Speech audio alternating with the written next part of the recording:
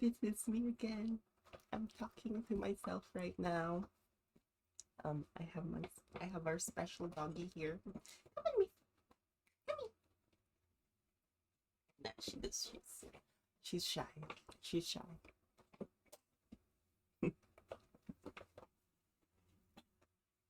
Sorry. But yeah, today I don't know what I'm doing even, but I'm I'm reacting to certain things. I feel so bad for myself. Um, anyway, I'm just gonna increase the gain. What it's called? Gain. Yeah.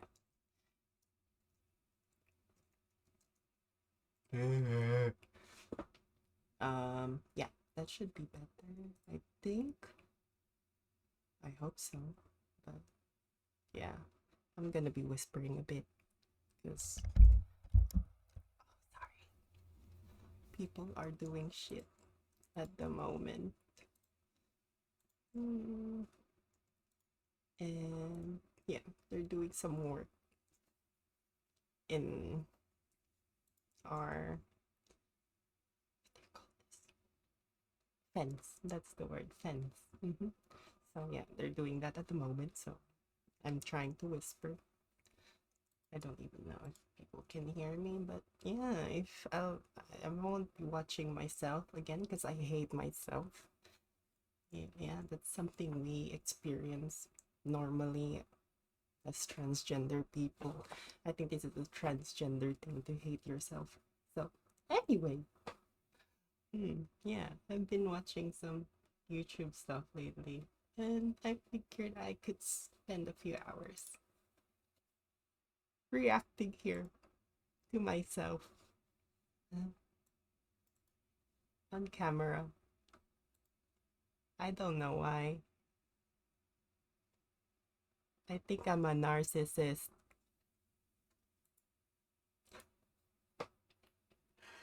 Anyway, here we go.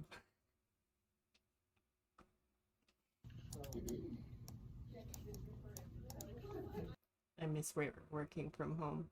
I don't want to work from home again.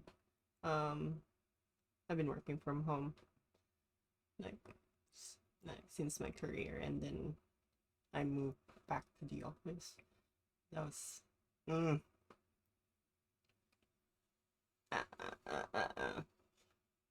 I'm going. Yeah, I'll definitely work from home again if I get the chance.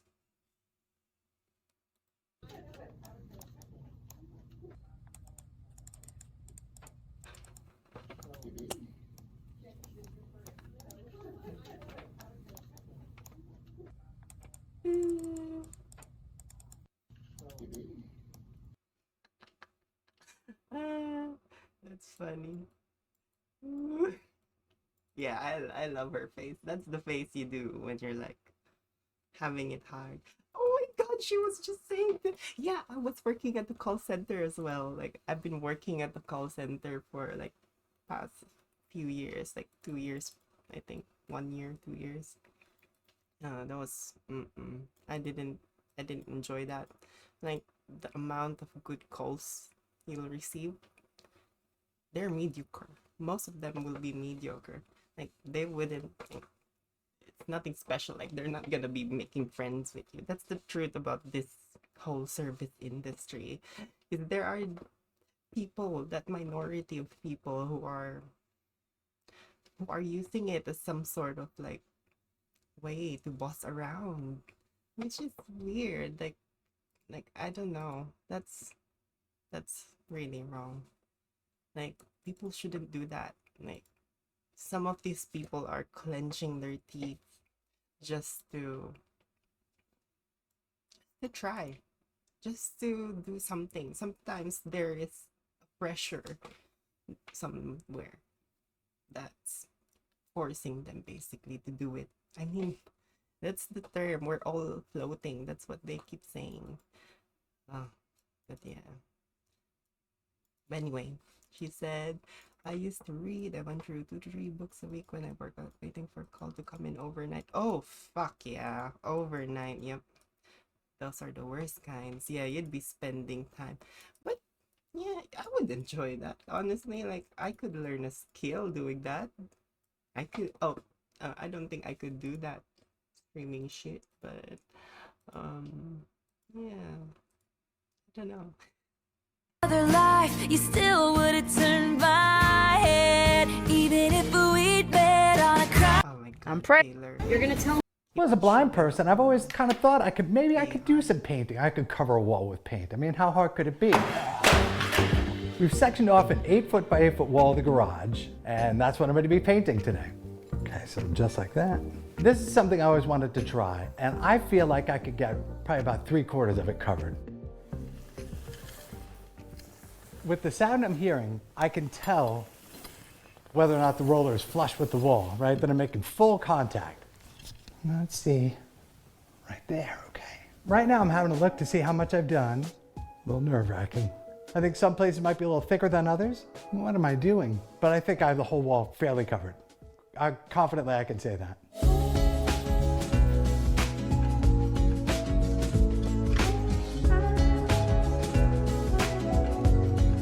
So for my first time, what kind of a grade would you give me? If you were a teacher, what would you say? I'll give him 100 just to start. Like, wow. Don't even. Oh, I'm sorry. But it's amazing. Also, like, yeah. Like, that's not bad. Like, think of it. Like, yeah. Wow, this is fucking too realistic. You gotta be so. Anyway. Yeah. That's really nice. I'll subscribe to that dude. He looks nice. I agree to this girl. She said, having a look to see how much I've done. God bless this man. Crying emoji. Heart emoji. So wholesome. Yeah, I'd agree. Like, yeah, I was seeing him touch the paint. And like, yeah, I'm just thinking how, because if you're blind, it's not that you see black, you know? You just don't see. You don't know what is seeing. Yeah, because the senses of seeing is something you can't experience, unfortunately, at times, or there are people who don't have that eyesight as well, which is something. But yeah, like, it's so nice to see him wonder how it feels. Like, it's always one thing that we always take for gratitude is being able to see. Because, yeah, we should be grateful for being able to see. And yeah, Tommy Edison, whoever this is, you did so amazing. Yeah, I agree with the comments as well.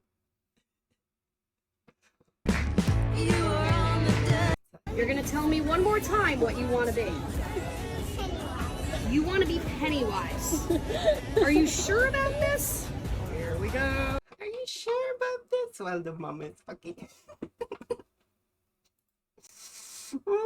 I wonder how much people are making. Like, I think they're making a lot. Like, yeah.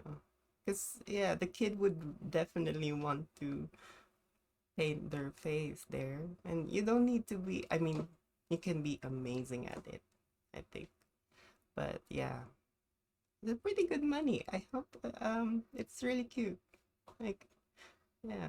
I hope they should, only they could, like, I don't know. I don't know what I'm saying at this point. Sorry. But let's see. Close those eyes. Chin up a little bit more for me. There we go. Stay nice and still. Glitter, glitter, glitter. So much glitter. Show mom. Let me see. You're so cute. It's adorable. Oh my god. Not bad, yeah. When she said Pennywise, I was expecting something terrible. Like scary, not terrible bad, but terrible scary, like the actual it do the Pennywise thing. But yeah, it is the cutest thing ever. So cute. Just confident. My daughter once asked me for, I think, gave me the picture of her face. I was blown away. She's 16-year-old, so unique in her life choices. Thank you. Thank you so much for taking care of a wonderful kid like her. Oh, that's so amazing. Yeah, I think she's right. I think that's right. Like there should be more of them. At my boyfriend's my partner's work. I think they're currently introducing those, but yeah, I hope they could because they're doing it at night. So like maybe like glow in the dark stuff. But yeah, I'm just like thinking about like if that's a bad thing. I don't know. Yeah. I feel like pissing off a man today. You're gonna see that. I feel like pissing off a man today. Specifically ones who think men can't wear dresses. Also, new tattoo. I'm gender fluid, by the way, but a lot of people insist that I can't wear dresses or I shouldn't. If it's an ugly dress, that's fair. Not enough people know that dresses were invented for men originally. That includes heels as well, because they rode horses. Makeup, globally. Egyptian men had that cat eye. Exactly. There's a reason why they're called social norms. Because we are conditioned into thinking them like that.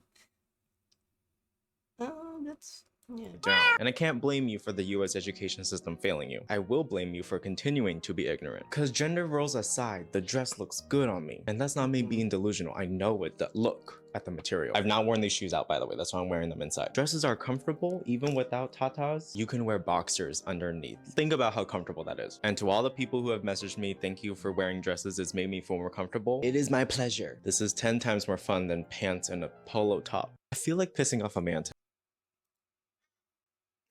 Not doing it to her. That dude is funny.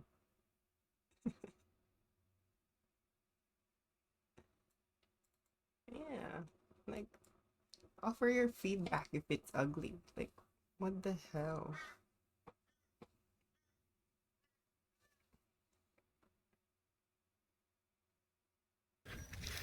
Are you stuck? Oh, you poor thing. Oh, okay, here. Oh, man. Move forward. Move on forward. I couldn't carry that. Oh, No. I don't know if I could carry that. Sorry.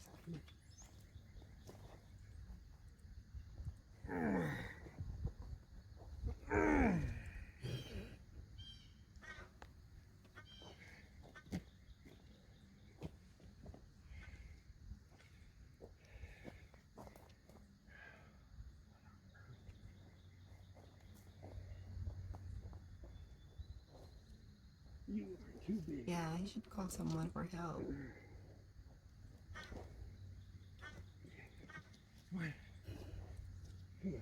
Let's see. Oh, there you go. Huh? Okay.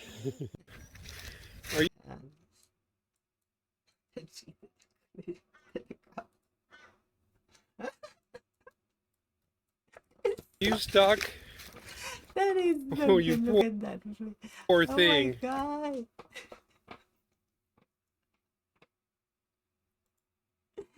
That is adorable. I love how its tail is just wagging. Oh. Jim, bro.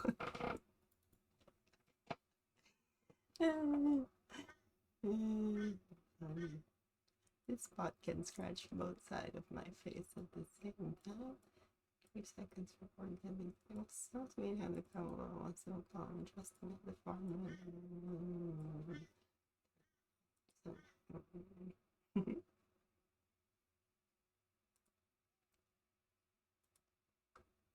Oh my gosh, how cool. Yeah, it's just a big magnet. And can you cast it out and Yeah. drag it back? Yeah, here, I'll show you. Oh, Let's see. I got like a, got a bunch of fishing weights. my God, Ed. I think it's a cliche, leak. This. Some type of cap, I'm guessing is what that is. Oh my God. Oh my God, this is awesome. Yeah, I'll toss it again. You want to pull it in? Sure. Okay. There you go. Okay, awesome. So you don't go too fast? No, you just take your time. Go as fast as you want. Once you get the rocks and stuff, you'll start filling stuff. Oh God. Oh God. So I'll get it. Oh. Might have flipped the rock. You may have been on like a rock or something. Oh, you found all kinds of stuff, didn't you? Wow, Oh she my found a God. collection. How cool. She found a box of return goods.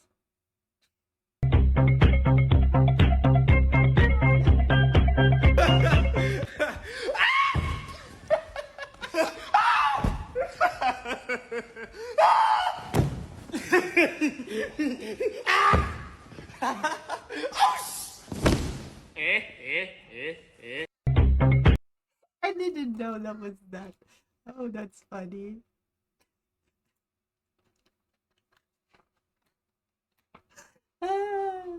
Yeah, Rian is so creative.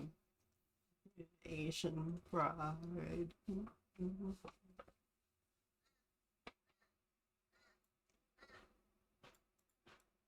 Mattress cost him more than 20K. Oh, really?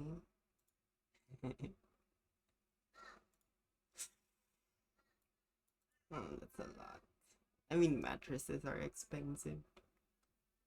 Hey, what's up, Journey? What's cracking, baby? Can you turn those lights off? Which ones?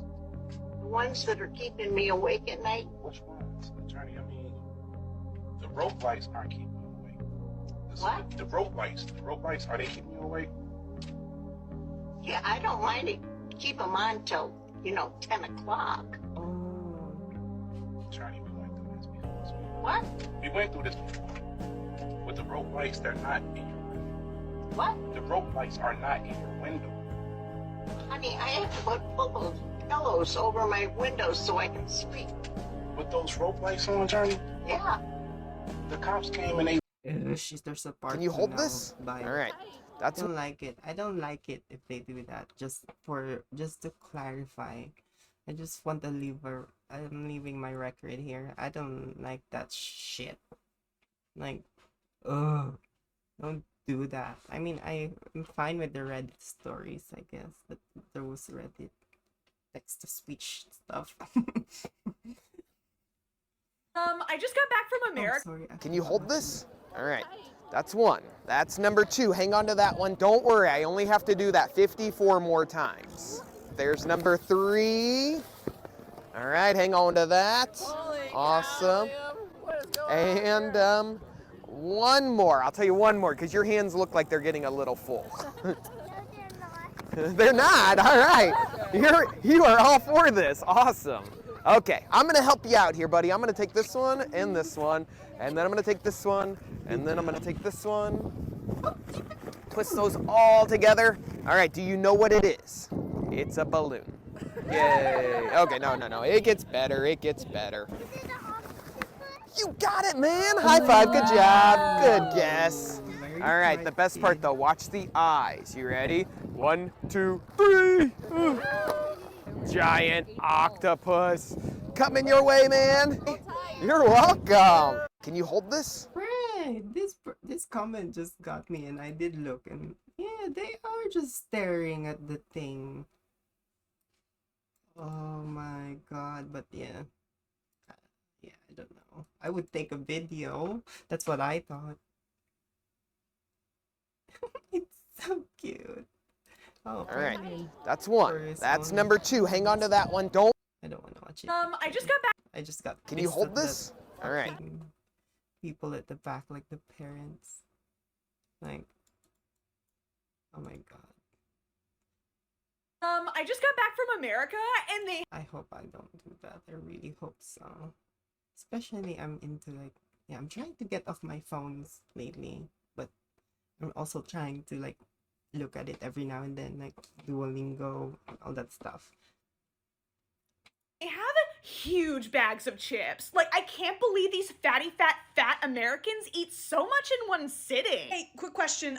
Did this bag happen to have the words family size on it? Yeah, so? So you don't think that perhaps that might indicate that it is meant to be consumed by a large number of people? Oh, and at restaurants, they give you ridiculously big portion sizes. What kind of disgusting pig eats all that? Well, actually, it's quite simple. Here in America, we have a big leftover culture. So you eat some of the food, and then you take the rest of it home. Americans are so dumb. All your tests are multiple choice. You literally just made that up! I just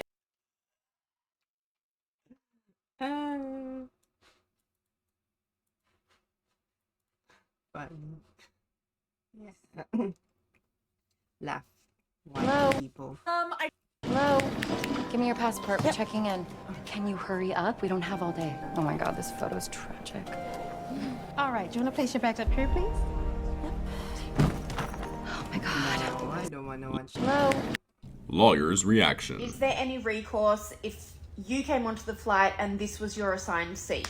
Anyone who purchases a plane ticket is entitled to sit in the seat that they purchased. And if you were assigned the middle seat, you're actually not entitled to a refund. The larger passenger will be asked to deboard the plane and purchase a second ticket. Or they can even purchase a first class or business class ticket so long as they fit in that seat. It makes that larger passenger responsible for any purchases that happen next.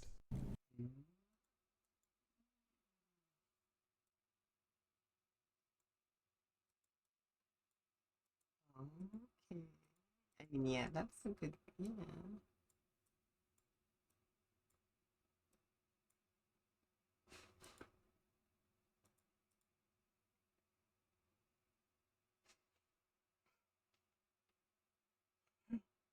Yeah, I would say take it with a grain of salt, especially with law stuff. Like, they can change at any time. Like, there could be amendments and all that. City, please stop giving me money as a gift. Why? Isn't it convenient? No, I want something physical, something that shows me how well you know me. This German boyfriend is so cute. I'm watching it. I'm not just listening to his voice. Oh my god. So cute. Okay. This is awesome! Happy birthday! City, please stop giving me money as a gift. Why? Isn't it convenient? No, I want something physical, something that shows me how... I mean, money is actually a good idea, especially if they're growing up and you have no idea like what they actually want. You know, what if they're earning for something? Usually that's what teenagers do these days. They're earning for money, for going to travel, Coachella stuff. I don't know, but yeah, or the gadgets they buy. Usually it's like, yeah, giving them money gives them the option to understand the value of money and actually make decisions on what they want to get, you know. I like these two though. They're really good. They're really good together. Yeah, Pokemon stuff. Yeah, I'm assuming that's something I could, yeah, that's a good idea. With people who loves Pokemon. My boyfriend does.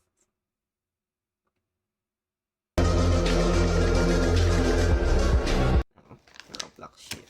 Ugh, I could really go for some chips right now. Oh, what kind of chips do you like? Oh my god, can I have some?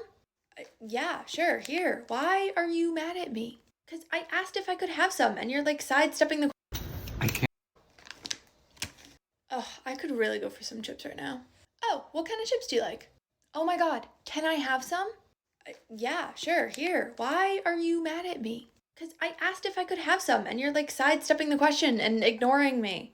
No, you said I could really go for some chips right now, and I said, oh, what kind of chips do you like? Because if I had them, I would give them to you. I didn't know that you wanted the chips that I had in my hand. Why didn't you just ask? Ugh, I am tired. Yeah, me too. Did you have a long day? Yeah, and I'm like really tired. Same, I went and got a coffee on my way here because I'm so tired. Are you kidding me? What? I said I'm really tired. Do you want some of my coffee? No, I'm trying to end the gathering. I'm tired. Go home. Why didn't you just say that? I thought we were just like making small talk about our day. Like, oh, I'm tired. Yeah, I'm tired too. If you wanted me to leave, I would have left if you asked. Ugh, I could really go for some chips right now. Oh, what kind of chips do you like? Oh my god, can I have some? Yeah, I just had a brain fart. I don't know what that shit is.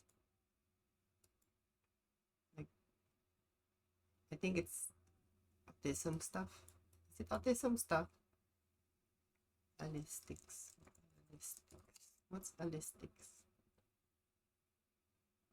Ah. Not affected by autism. What?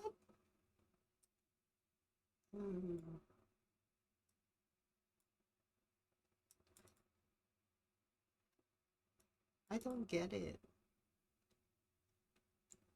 I can't believe this has happened. I feel like I'm dumb. Oh my god, that's so stupid.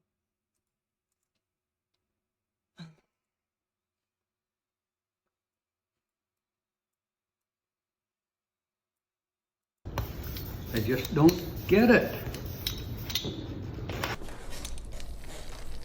This is a headline that I think I'm seeing this. I never thought we would get. And we've got some that have left me gobsmacked, flabbergasted.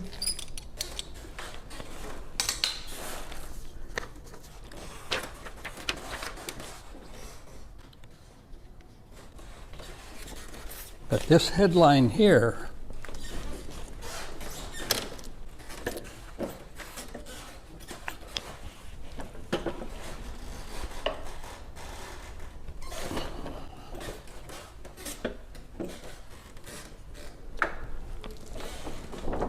all I could say is, wow.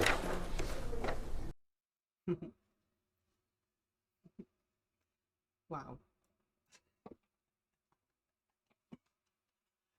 Did you know that your dentist knows exactly? I can't believe.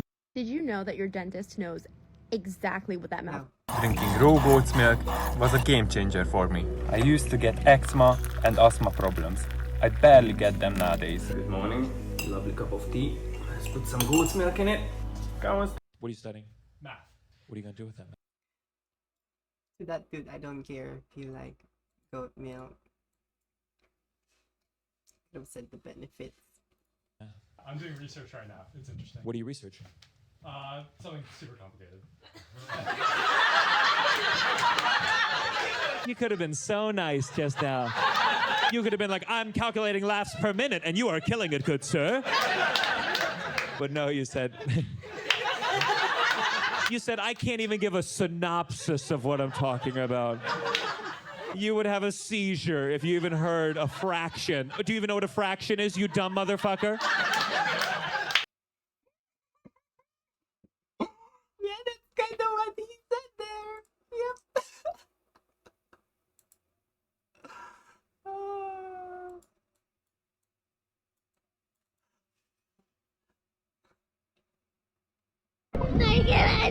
I know, just calm down, While enjoying a peaceful kayak ride, this guy's adventure took a sudden turn when he heard a loud scream echoing across the water. Without hesitation, he paddled towards the sound to investigate. To his shock, he discovered a Oh my god, what's with this? The audio. young boy struggling in the water, desperately in need of help. Just calm down. With calm reassurance, How old are you? he instructed the frightened boy to cling onto his kayak. Just try to do this, okay? Can you hold on, keep holding on like that? Yeah. Okay, all right, good. Once they reached land, he comforted the boy and took him to a nearby shop to keep him warm while they waited for the police to arrive. If you think this man is a hero, subscribe. No, I think he's a hero, but I'm not gonna subscribe.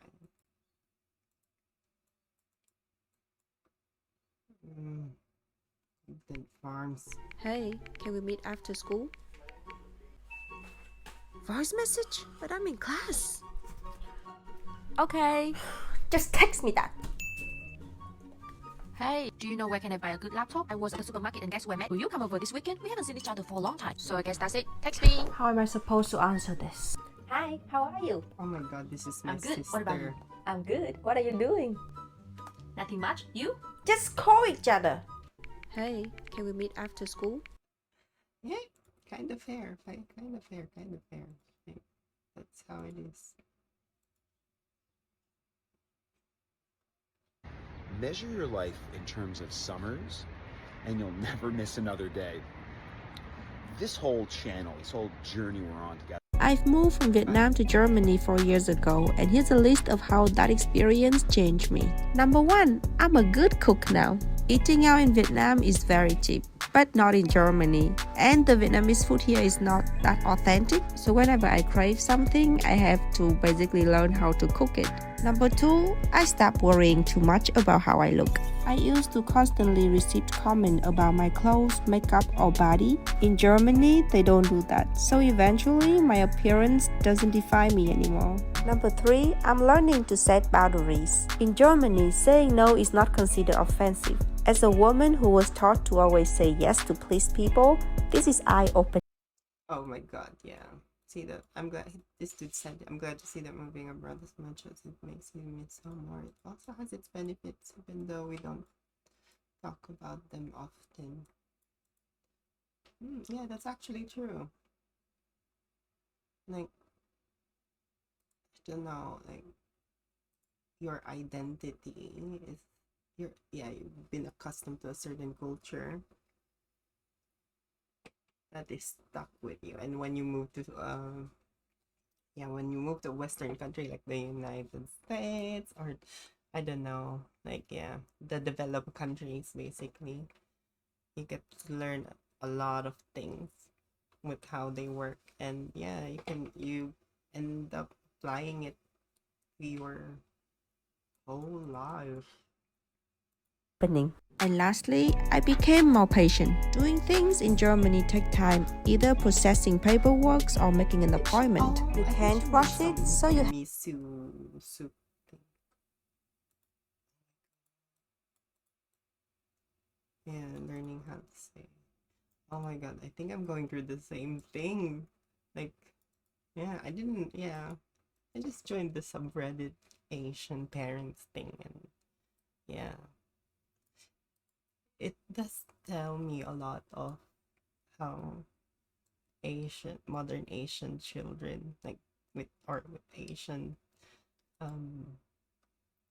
like Asian ethnicities. What's your favorite color? Green. All right, so since your favorite color is green, I'm gonna use gray. Deal? Okay. I'm kidding. We're gonna add some green to it. You were asking about this earlier, remember? Do you remember what you were asking about? Yes, a sword. We gotta make that for you, man.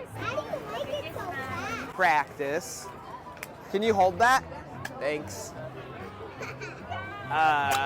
Oops. Never mind. All right, it is a sword. But hey, don't touch the sharp part, okay? No, you're getting ready to touch the sharp part. What are you thinking, man? You gotta hold. Are you seriously? Oh boy, I'm kidding. Really, living dangerously. He really touched the. He's he's a little naughty, that kid. That's how he is. What's your favorite? Yeah, I agree with the comment. That's what matters. You give them smiles. You make them happy. Like, my mother-in-law, she's working as a childcare worker, and every Easter she does something up, dresses like a bunny or something, and leaves eggs for the kids during nap time. I think that's really cute. Like, like it's important to create those sort of tradition or Like, I don't know, something for the kids to remember, because no matter what we say, the truth is, as a person myself, I remember a lot of things about my childhood. And yeah, some of them aren't good, unfortunately. So, if you're planning to have parents and all that, your child will remember those things. They'll even remember it when they grow older. And they'll like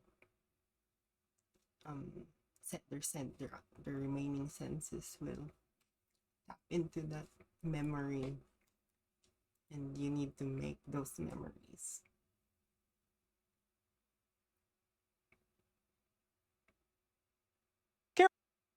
Carolyn, we'll start with you. Your bird is? Pigeon. Very good, Carolyn. Katie, your bird is? Flamingo. That is correct, Katie. Bravo. Brennan, your bird is?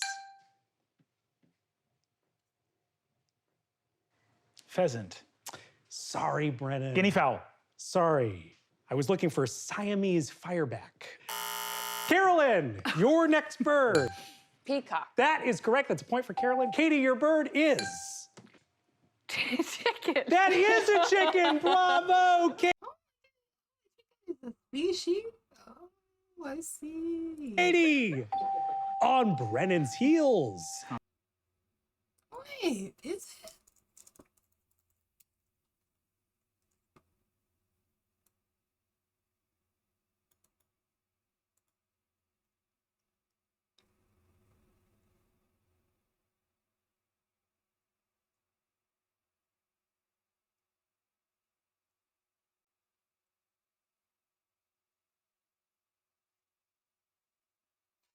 Yeah, back home.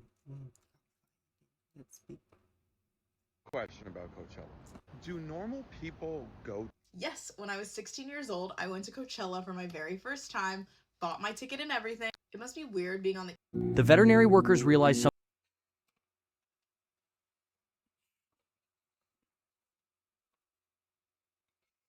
I'm sorry. Does anyone live? Yeah, I've been in Coachella. Like these children acting like adults, but yeah, I'm not gonna be. You know, I've been like that before. I've been like that before. But yeah, internet is just making them so much richer than peasants like us. Pickup videos, pickup artists, Riz Masters. We're looking at a new one today. I've covered a lot of them in the past. I also kind of want to differentiate. When I say pickup artist, I guess usually I'm thinking of people getting advice. This is just a guy who just has his hidden camera, goes up to women, and tries to spit game and posts it. Oh, excuse me? I'm calling this POV. You have anti-Riz because even this guy admits he doesn't really have good Riz. He might be the most awkward Rizzler on the platform. I'm trying to relate to the children here, so I'm going to be saying Riz a lot. I covered one guy before where the title of the video was POV of negative Riz. That guy was trying. I guess this guy kind of is too, but I think he knows he's not good with it. This is our guy. See you. Sweet. I think that's what it is. Soccer, right? It's a soccer thing. Sweet. I'm not sure what that's from. Follow me for more Riz clips, entertainment purposes only. And this guy does exclusively Riz, baby. Exclusively Riz. All right, Riz gone wrong. Oh, excuse me? I didn't mean to disturb you, but like... Alright, my bad. That's how normal girls act. Like that's how anyone acts. Like the moment they saw the phone, oh fuck no.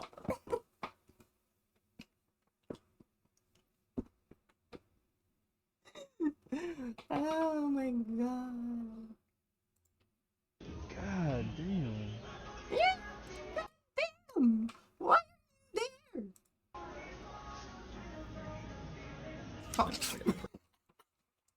Oh my god, it might have been the worst clip.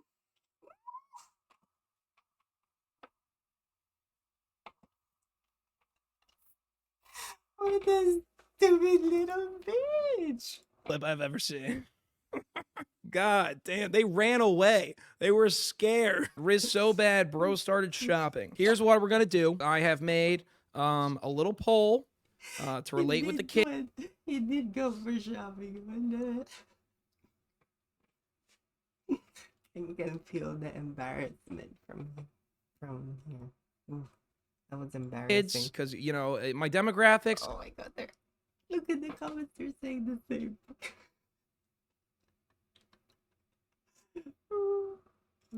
The reality show stuff, it tends to be a little older. We got to get the youngins watching me, all right? That's how we create audience loyalty. We got to get them young.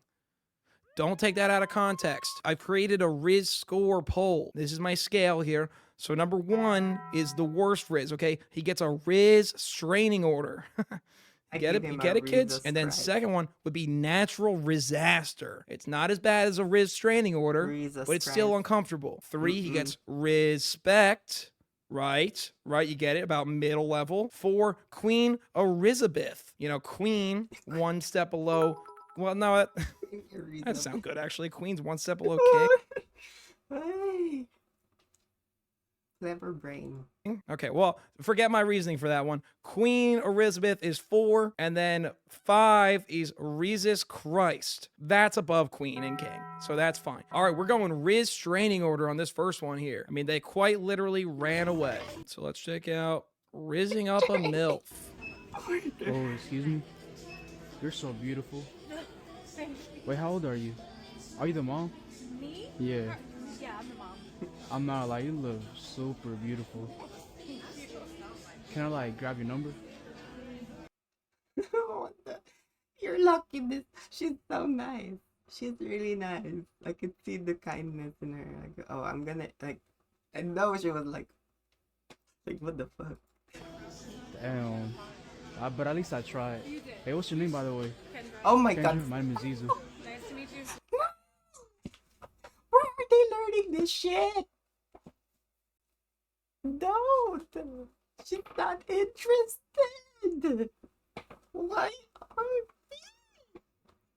Hey, what's your background? Okay, buddy, you should probably cut it off now. Got the no. Don't do the interview after. There's also something probably pretty bad about starting these. I want to punch the dude. I'm sorry.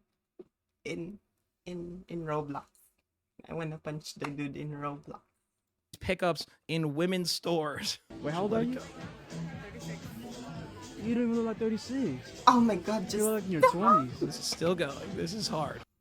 Oh my god. Right, then take it Even easy. the daughter's That's leaving. Okay. Thank God. Thank Hallelujah. Like honestly, that's gonna become a problem one day.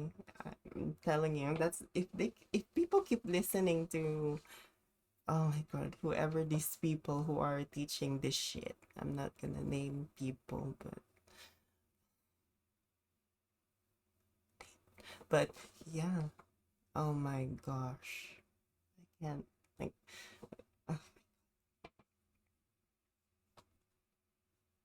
we're gonna need to get the police involved. We're gonna need to get pepper sprays. Are these just all gonna be restraining orders? Oh, the comment is funny. What a line. Are you the mom? All right, next one. Oh, excuse me. I didn't mean to disturb you, but I was walking by, and I really thought that your friend was really beautiful. Are you single? Interesting strategy here. I was walking by, as he does in a woman's department store, say I thought your friend was beautiful. All right. All right. Are you single? Oh, you're married. Wait, you have a ring? Oh, all right, my bad. Well, just take that as a compliment, all right? Okay. All right, take it easy. Wait, you stop? Oh my god, what the fuck is with the fucking handshake? Fucking hell. You don't even know this bitch.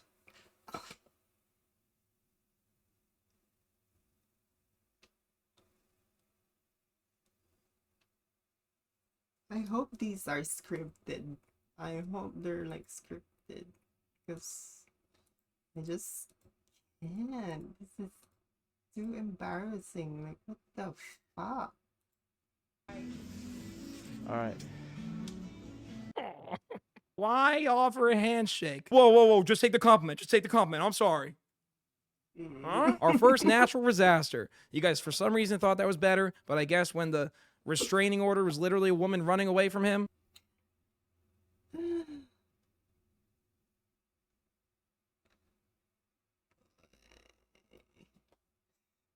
Yes. His red is making me puke. Both times, actually, they both walked away. I guess this is slightly better. Do you guys think we'll ever get past a Respect? I want to look at his El Riz compilation. Let's see this. He even calls it El Riz. Oh, excuse me. Where did you get that?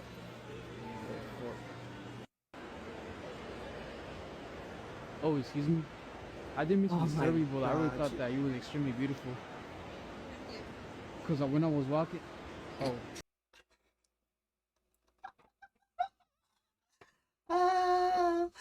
She knew then. Oh, that was a good one. Oh, headphones would be helpful. I think this is when headphones really help you. Like, I mean, I don't know, in public I usually just wear a headphone. And like, yeah, just do my thing on my headphone. Cause yeah, it's not just them, it's the salespeople too. Like they keep, like, they're gonna be watching you and scanning you and ooh, if she's gullible. Like, hi. Yeah, I don't know where these people are learning their shit. Although I have these suspicions, but yeah, it's like a cards of people, you know. Damn. So freaking annoying. Oh, so fucking annoying. Oh boy, you're annoying. You're fucking annoying. Oh my god, disturbing these fucking girls who are doing their thing. I don't know, like probably meeting up friends, shopping, girl stuff. Oh. I'm just embarrassed now. Oh, excuse me. Excuse me. Are you the mom? Did the same question. Are you the mom? Stop doing that. Stop saying, are you the mom? I love all those people are saying, bro's killing my confidence. This is actually maybe what you want for some, I guess, for some creepy dudes. Is I guess they need to see compilations like this of like the guy getting brutally rejected. Oh. You have to give me a second. I need to take a breather. Like, no, this is too much for my heart. I need to drink some water and poop that shit out. Give me a second.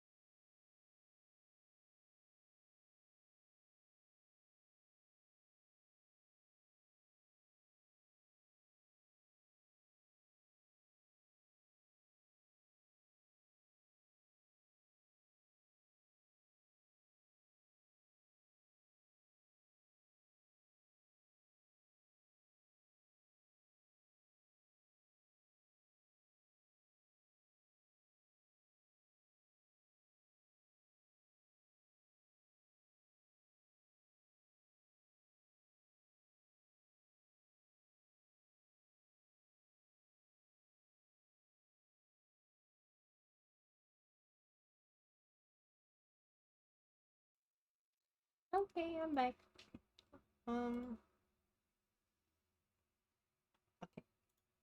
Over and over and over. Excuse me. Excuse me. Are you the mom? Are you the mom? Yeah, I know it's gonna be so random. I guess but it's better than are you the daughter? I thought your daughter was cute. Oh, well, thank you. Hey, what's your name, by the way? She looks like Jennifer Coolidge. Is that what they're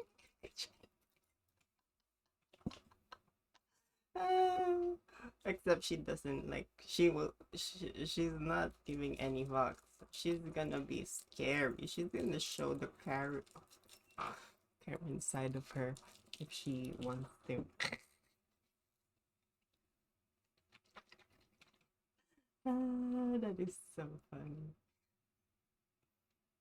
So embarrassing too. Embarrassing funny. Your mommy asking. I have a boyfriend, sorry. Alright, have a good one. Oh, he made the mom and daughter split. Riz so bad. The mom and daughter walked away from each other to try to create distance. They're like, scramble. You can't catch both of us. Yeah, always approach a woman from behind. They love that. Sorry, brother. I know it's gonna be really random, but I really thought you was cute. Oh, okay. Are you single by any chance? Oh, you're married. Ouch. Sorry about that. I just want to tell you you look very beautiful. Thanks. And I just hope you have a best year this year. Alright, take it easy. Shut up. Shut up. Oh my god. Ah, god damn it. I just want you to have the best year this year. 3 million. Hey, excuse me? Excuse me? I got a question. Where did you get that? No speak English. ¿Cómo dice? Don't ¿Habla give up. español? Sí. Oh, se mira muy bonita, muy preciosa. ¿Y dónde eres? Oh my god. I even lived in this Miami. guy That's where he's comes at. in That's where he's at fucking- right now. He's in Brickell doing these pickups. Oh If my you know god. This guy does Spanish. Oh, is that Spanish? Espanol. Oh yeah, Espanol. Oh, is it Spanish? Oh yeah, it is Spanish. Oh my god. Spanish and you spoke English and you can This guy comes with a Spanish language. Careful, girls and boys. speak Spanish. At least my friend always kills it. As soon as he shows he speaks Spanish, he kills it. She is so uninterested immediately. Oh! When it said 3L Riz, I thought we were gonna find. I thought it was gonna be another compilation. When are you gonna realize that what you're doing is fucking embarrassing?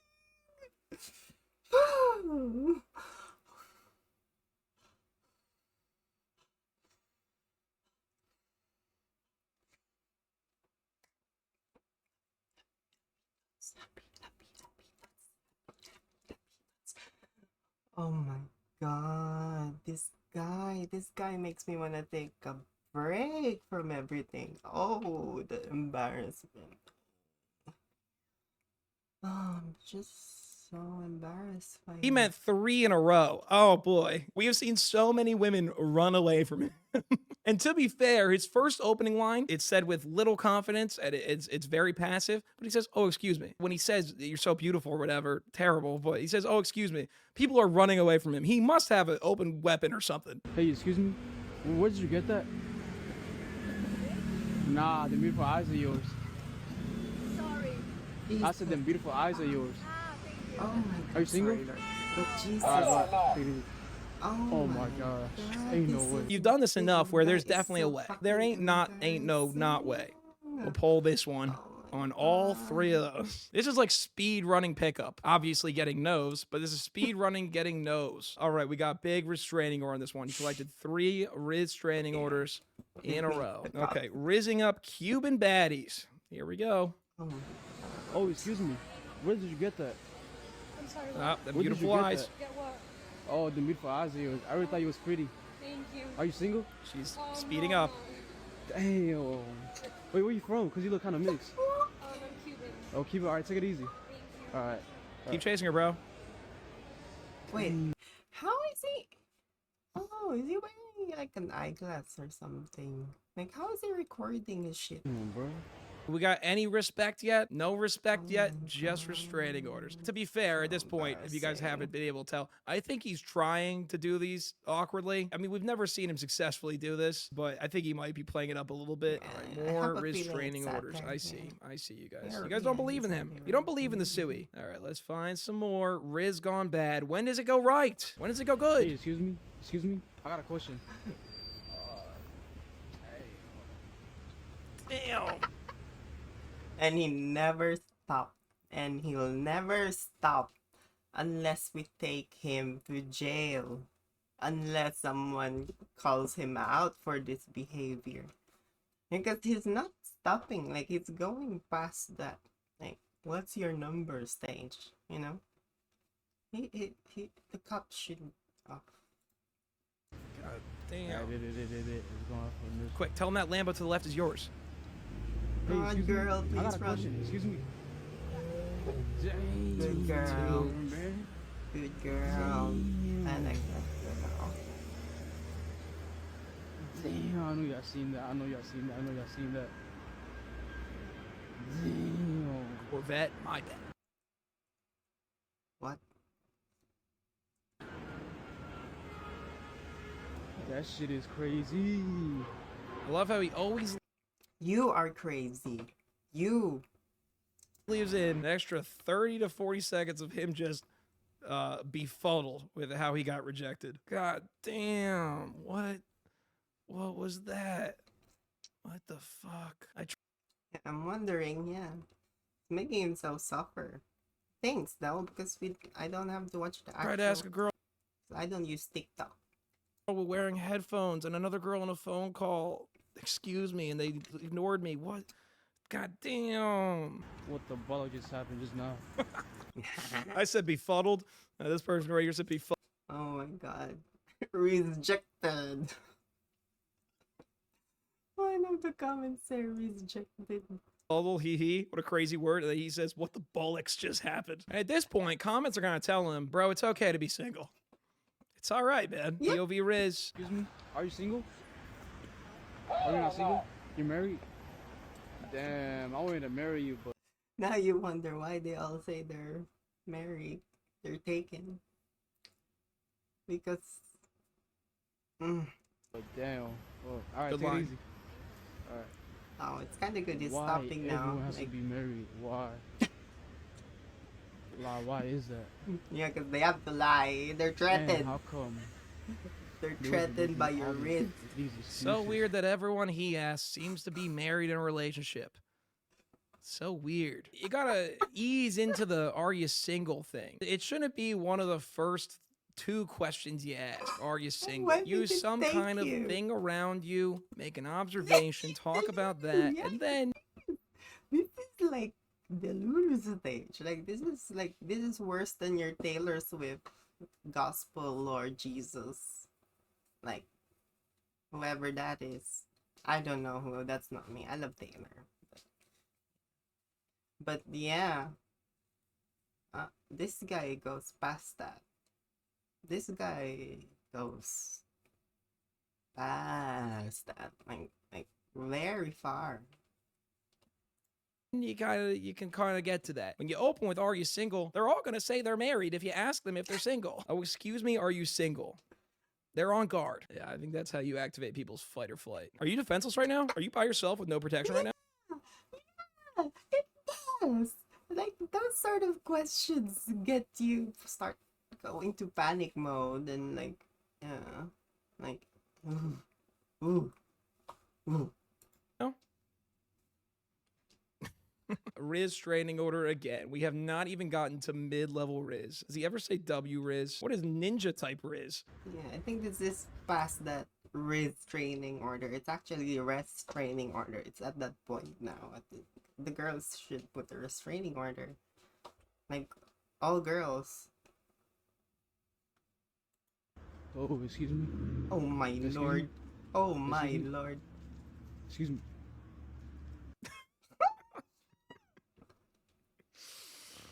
Four excuse me's is rough. Oh, excuse me. Oh, five. Oh yeah, I didn't mean to disturb you. Well, like, how was your day Jeez. today? It's good. It just got started. Oh, for real? But yeah, I really thought that you were so beautiful. And I gotta ask you to tell you, you think I needed a haircut? Oh my god, shut the fuck up. Shut up. Shut up. Don't say anything anymore. This comment's got me, dude. I'm starting to lose my mind.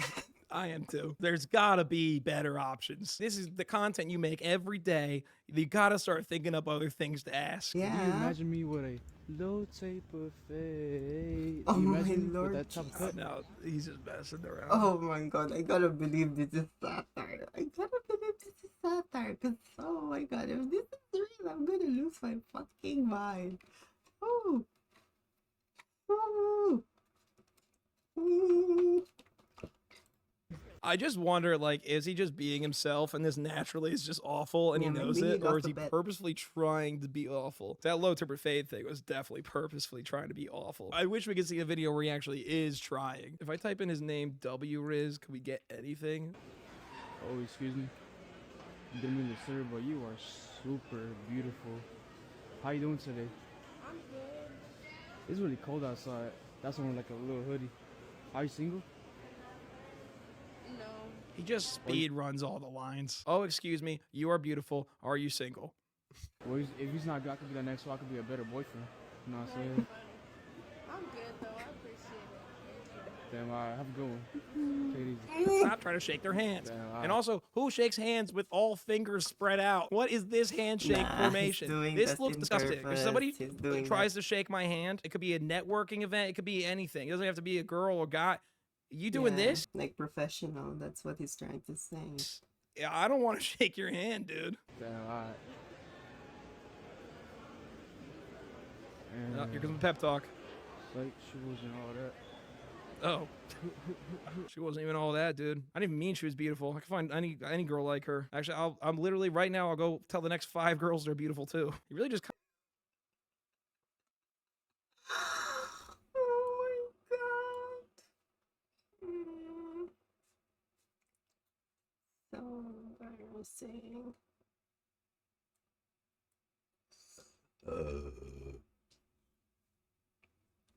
Oh my god, I'm sorry, whoever is feeling weird about that sort of shit.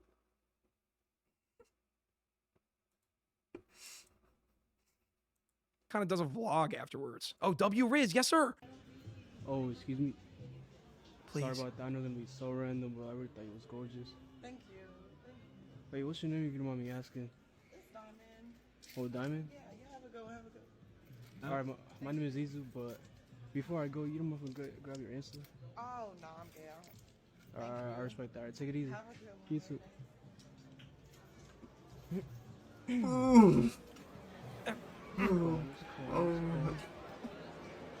W Riz, yes sir. Not gonna lie, guys, if he keeps doing this, one day he will actually find the love of his life. I'm not sure. He's not getting better.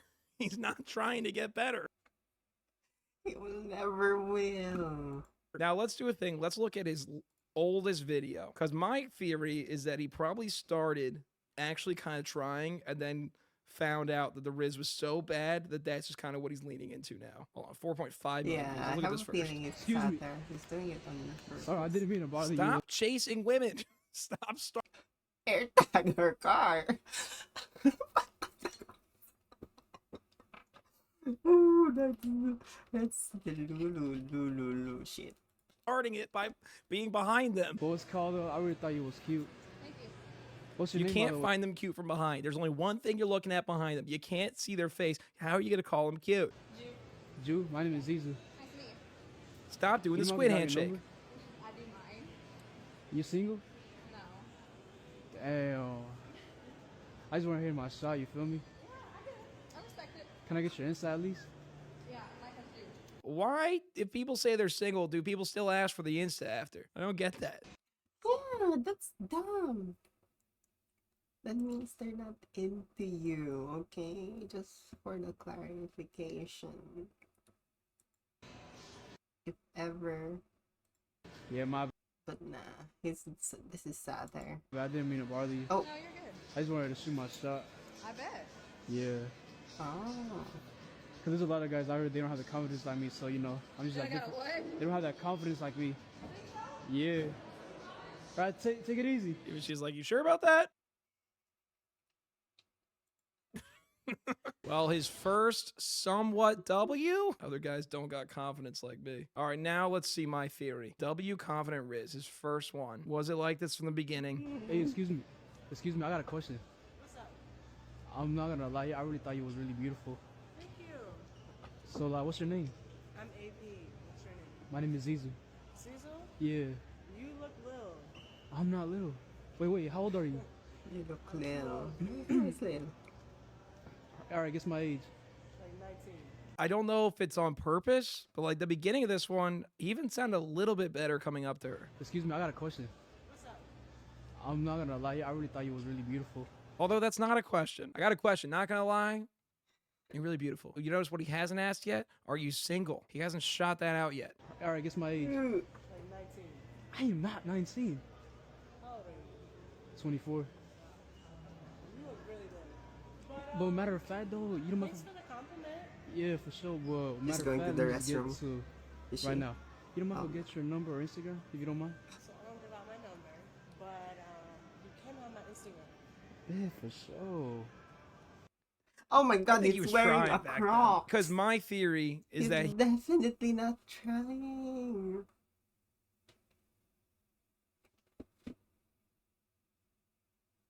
Oh my god, look at this Instagram. It's got a lot of messages there.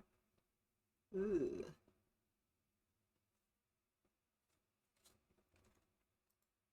he originally made these videos trying a little bit and documenting it, and now it's turned into like him obviously like kind of failing half on purpose. This is the first video ever where we didn't have an after. Damn. God damn, what? How is everyone wiped up? It ended with him getting the Insta, and it wasn't as bad. The first one where it's kind of respect.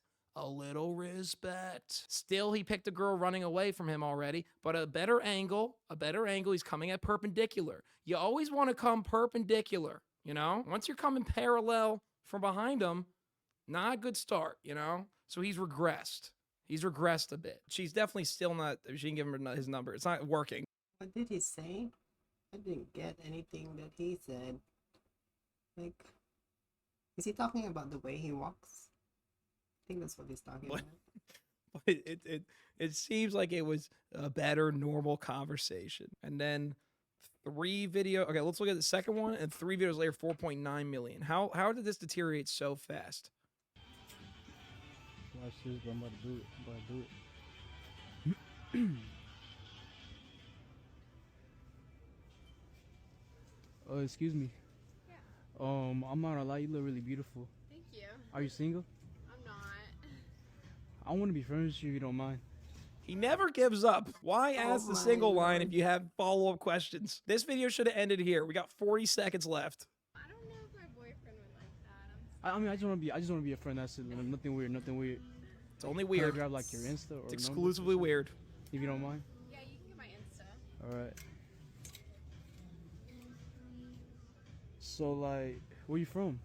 I'm from here. Okay, here is your first mistake. We got a Deku from My Hero Academia wallpaper. As a fellow man who has an anime background on his fucking phone, at least pick somebody who looks cool and isn't a whiny little bitch. This ain't getting you laid. My phone screen getting you laid.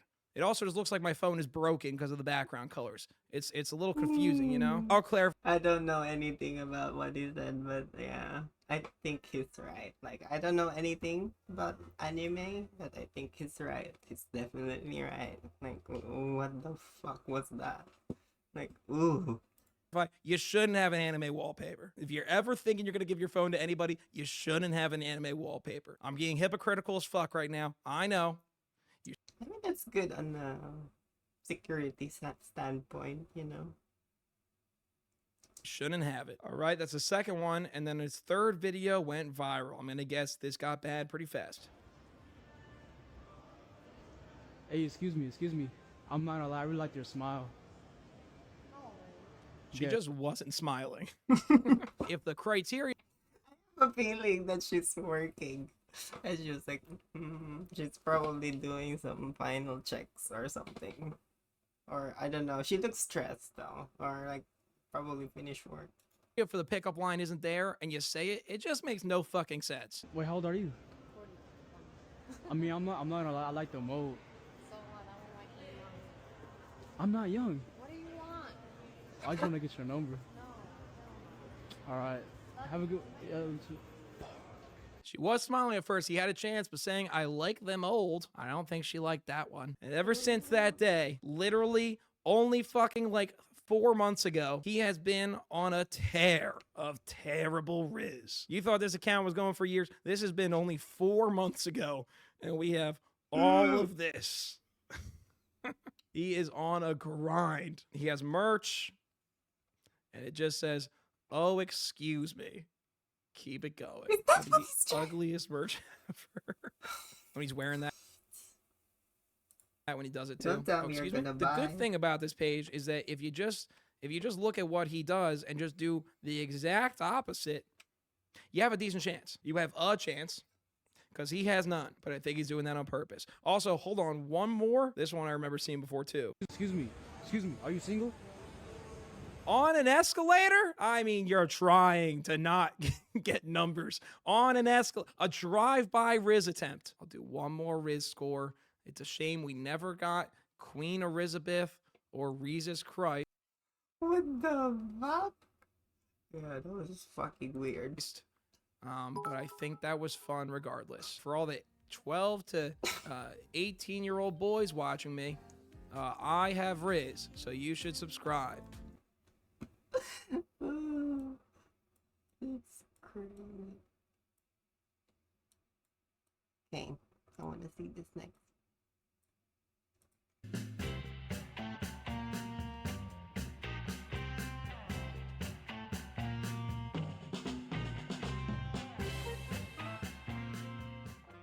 I know a reporter in Detroit. She's a real crackerjack.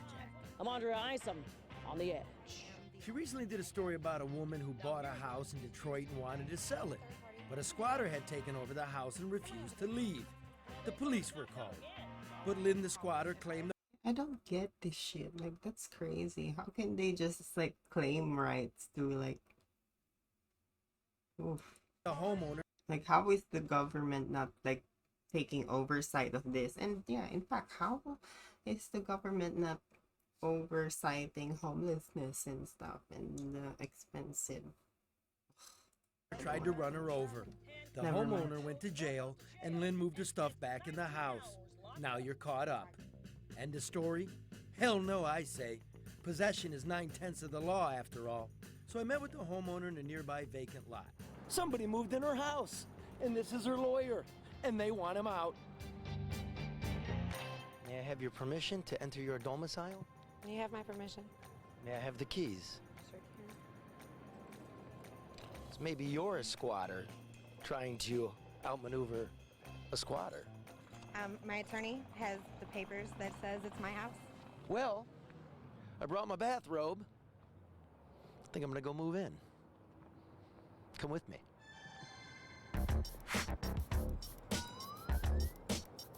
Okay. But before I went to move in, I called the cops. After all, I don't carry a weapon, and Lynn, who is known to the Michigan penal system as Arthur, is on probation for felonious assault with a deadly weapon. How you doing? I'm well. How are you? I'm wonderful. I'm coming to move in. You are? Yeah, I got the keys. What's for dinner? I'm not cooking dinner. I'm finna go pick up my child. Oh, Yeah. can I get in? No, sir. But I have the deed here. You do? Yeah, here's the deed. Here's the check. All right. Here's the deed, and I got permission from the landlord. Okay, tell the landlord to come here. I can legally go in there. Well, you know. Yeah, I can legally go. Yeah, you can legally come in. So let me in my house. All right, I'll Come on. let you in your house. This is Lynn Williams' house. Oh, it's Lynn Williams. It doesn't say Lynn. Well, of course not, because she took all my paperwork and everybody else know it. If I left my house, say for a month And a half. and a half, Mm-hmm. you think you would be entitled to move in there? Well, take my stuff? and well, move in it's a there? lot of. I'm not the only one that is squatting. It's a lot of other people on the block. If you want to be technical, you know, and a lot of people encouraged me to do what I'm doing now.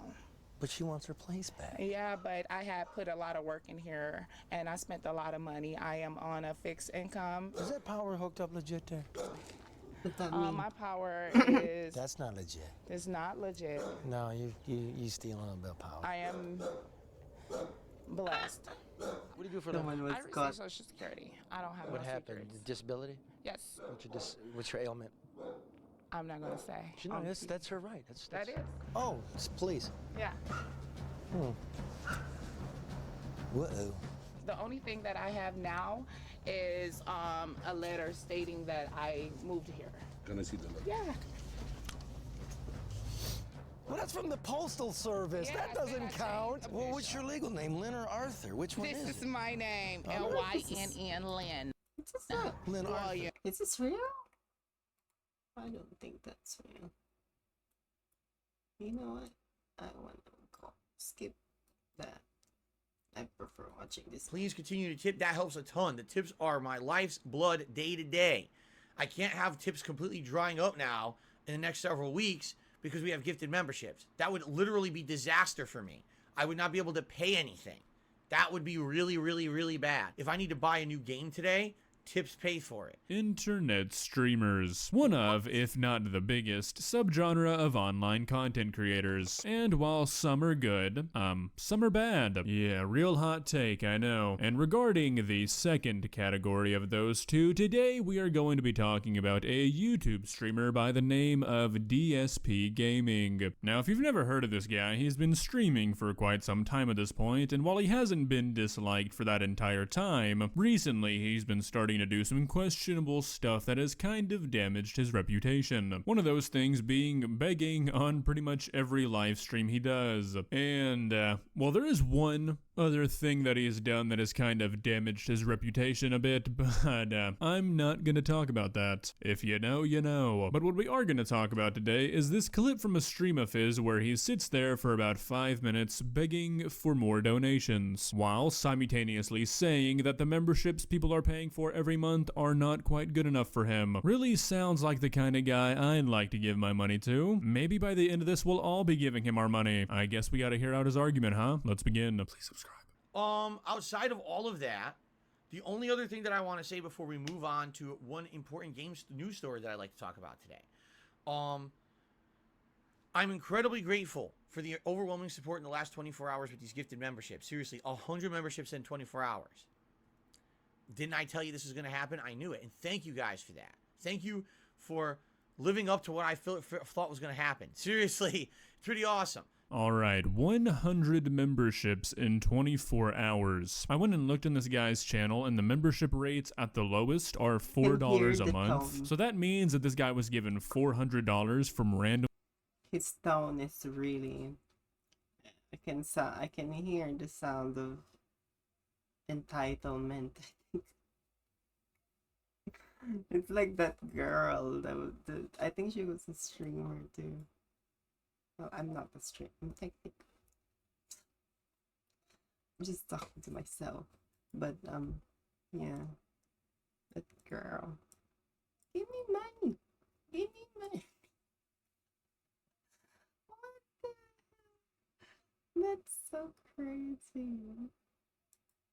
Strangers in the span of one day, and that's the minimum. I'm sure some of them joined the higher tier membership, so this could have easily been $500, $600, $700, and he's about to complain about this. That people have supported in this way. I appreciate it. However, I do have to emphasize something, all right? Tips are very important to me in my business, and here's why. Tips are the liquidity of my business, and what I mean by that is that's the cash flow that I get that I can use to spend on things on a daily basis. If I need to buy a new game today, tips pay for it. If I need to buy something for the business, tips pay for it. Bills and stuff behind the scenes, generally tips pay for that. Alright, so as somebody who does YouTube full-time, I understand what this guy is saying in a sense. Yes, when you're trying to balance bills, groceries, buying gas, paying rent, all of this stuff, and you're only paid one time a month, which is what YouTube does, I can understand it putting you in a sticky situation. But if you have not managed your money to be able to afford the things you need to live from what you've chosen to do as a job, you should not go to your audience saying that it's their responsibility to give you donations so you can survive, especially not after they've just given you a bunch of people's weekly wage overnight for essentially nothing. I mean, you just don't do this. The Nintendo Online that I'm gonna get on the Switch, tips are gonna pay for that. Okay.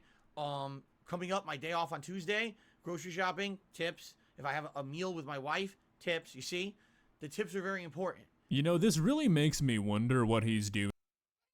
Guilt tripping your fans. Oh my god. You're lucky to have them at the first place. Wow. Entitled people. Doing with his monthly check from YouTube. I looked at his views and I imagine this guy probably makes like 3 or 4 grand a month just from views alone. That's not including tips, donations, memberships, all that stuff. I mean, what are you doing with that money that you can't survive the rest of the month without daily tips? Are you just blowing it all the day you get it? So I understand that people right now are so hyped for the gifted memberships, and I'm very grateful for that. I mean, thank you. But I hope that that doesn't mean that people are going to forego tipping, because that would put me in a bad situation. And in particular, and I don't know why you guys, okay, why are you laughing? I can't tell if this is an act or not. I mean, I'm kind of thinking it is, because this guy should have a good amount of money unless he's just been blowing it this entire time he's been on YouTube. He's got about... You can sell what he has on the back. Like, you could sell that PS5. I mean, is that just a box or... Like, what the hell? About 500 million lifetime views, and that's about $2 million on average. Probably more because he's a streamer and does long videos. And then on top of that, because he's a streamer, he's probably made a very significant amount of money from donations and tips as well. And this is all over the span of like 10 years. The guy's probably been averaging like 250 grand a year. Where did all of that go? Laughing my ass off, laughing out loud. Why are you laughing? I'm just going to stop the stream right now. What are you laughing at? Let's hear what's so hilarious. I'm being honest with you guys. And people want to say, oh, I'm laughing my ass off. What's so funny? I would like an answer. Because if you think that me being honest with you is funny, that's up. What's wrong with you? Well, I think they're probably laughing because you're asking for money while demonstrating that you don't know how to manage it whatsoever. You've been doing this as a job for like the last decade of your life. You should know how the money situation works when you're working on this website. You shouldn't still be struggling with it. I'm telling you, if all I get this weekend are memberships, I literally can't afford stuff on Tuesday on my day off, and you're going to laugh? Oh, that's funny. Oh, real funny. When you can't go and do something with your family on your day off, your one day off for the week when you're working full-time 6 days a week. That's funny, right? Oh, it's real funny. How about this? It's not funny. You're a all right? I don't like talking about this. I don't. You know what? That kind of seems like a lie because I've seen many clips of you talking about this. And then going back to what I said earlier, yeah, this has got to be an act, right? I mean, you can't expect anybody to want to give him money after he's treating people like this, right? Right? And I don't want to talk about it all day, but I don't like people laughing. It's not funny at all. You're a piece of shit if you think that someone who has to live day to day on tips and is funny. Oh, so hilarious that this guy has stuff financially tight. Ha ha ha ha ha. No, it's not funny. Now shut up. I mean, I don't know you personally, dude, but it doesn't really seem like you're enjoying doing this. Oh my god, my boyfriend. So he's fucking no.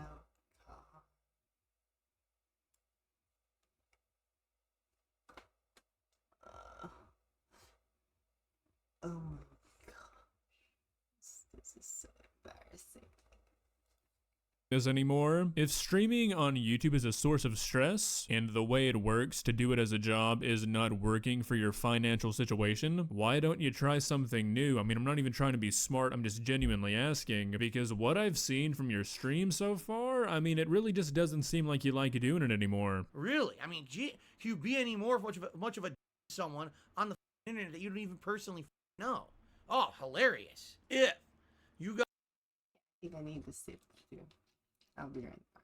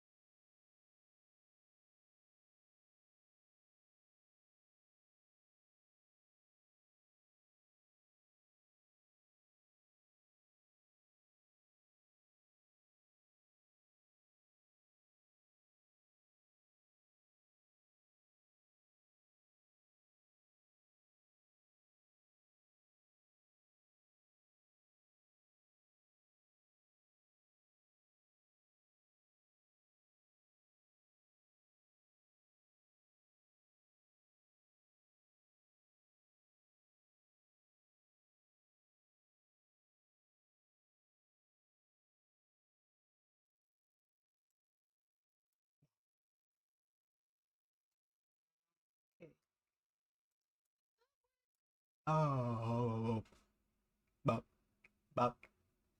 Okay, that works. Hello, I'm back.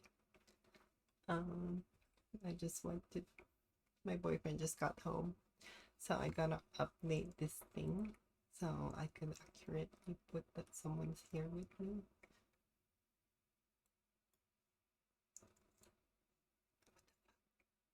Oh, I was just checking. Why am I talking like I'm like informing?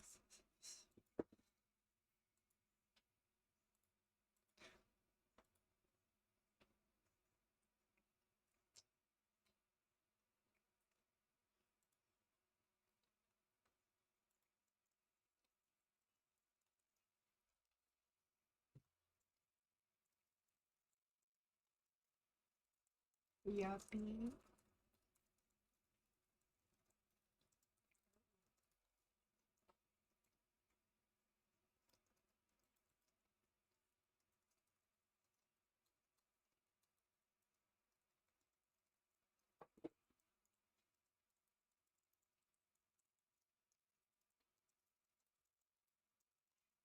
I need to start emoji.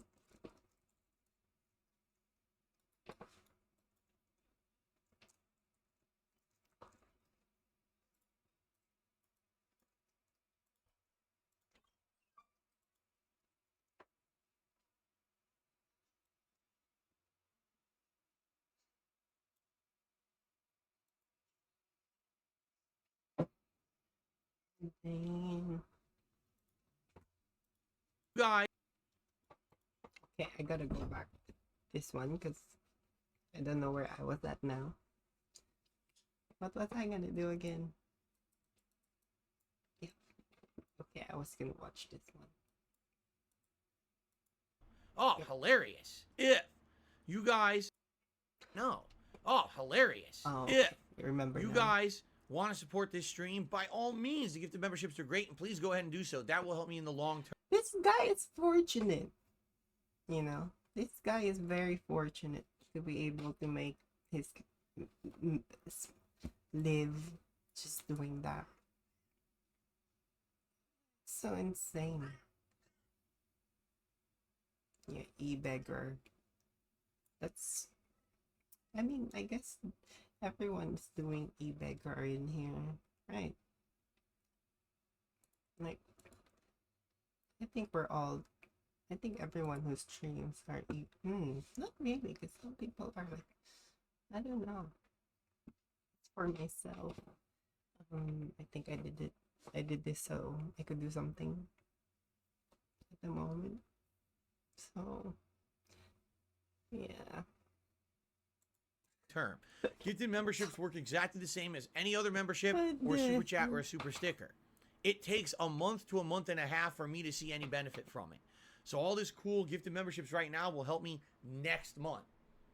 But that doesn't mean I don't have to pay anything now. I mean, yeah, that. I don't have to pay anything now.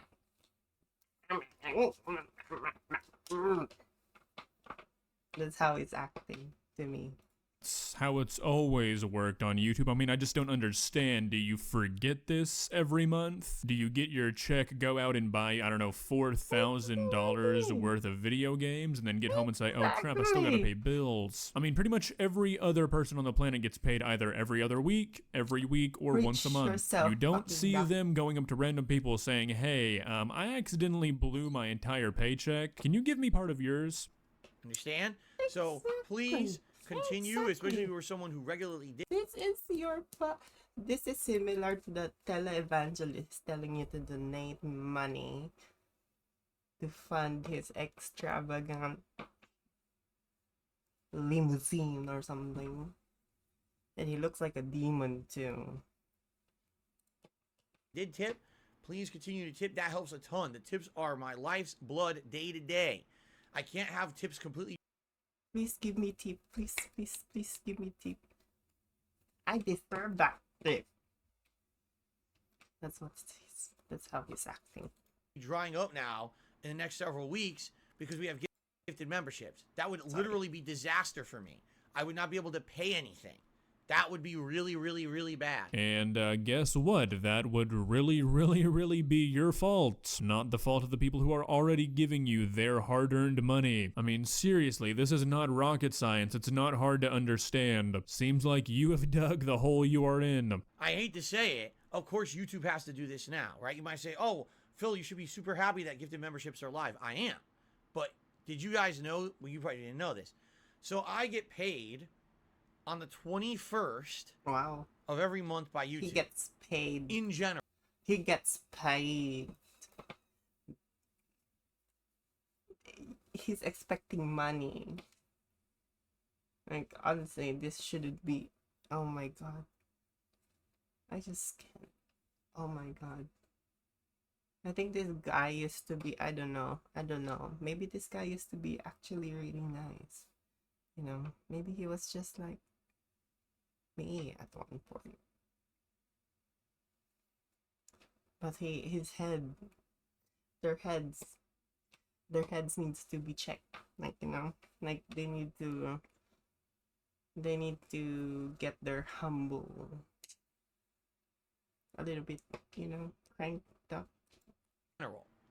On Roblox. However, if the 21st Roblox. ever falls on a weekend for me, okay, here's what happens. YouTube's payment gets delayed by like several days for no good reason. Huh, yeah, Oh, well, have you ever... Oh, poor guy. He gets his... that's how he wants... That's how he wants us to act. Oh, poor guy. I'm gonna give it to him, though. What a Gone good to a bank on a weekend? They're kind of not open. So that's a pretty decent reason for not getting the money on the 21st when you're supposed to. Hard to transfer money when the thing that's transferring money is closed. Well, that's really where the begging portion of that clip ends. DSP, if you ever see this man, no hard feelings. I just think you might want to start looking for something else to do. It doesn't seem like you're actually enjoying it anymore, and yeah, content creation is an awesome job, but only if you love it. If you enjoyed this video, please leave a like and walk on over to that subscribe button and I did. Yeah, I watched a bit of it a while ago. And I was just so mad I had to pause the shit because that's... Ugh. What the fuck? Don't you divorce him?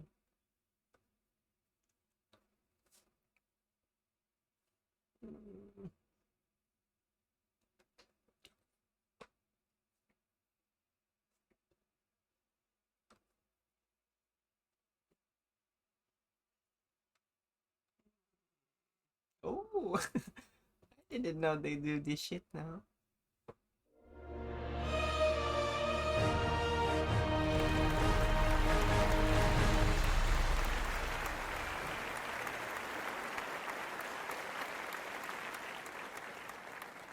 We've all heard it. Times are tough.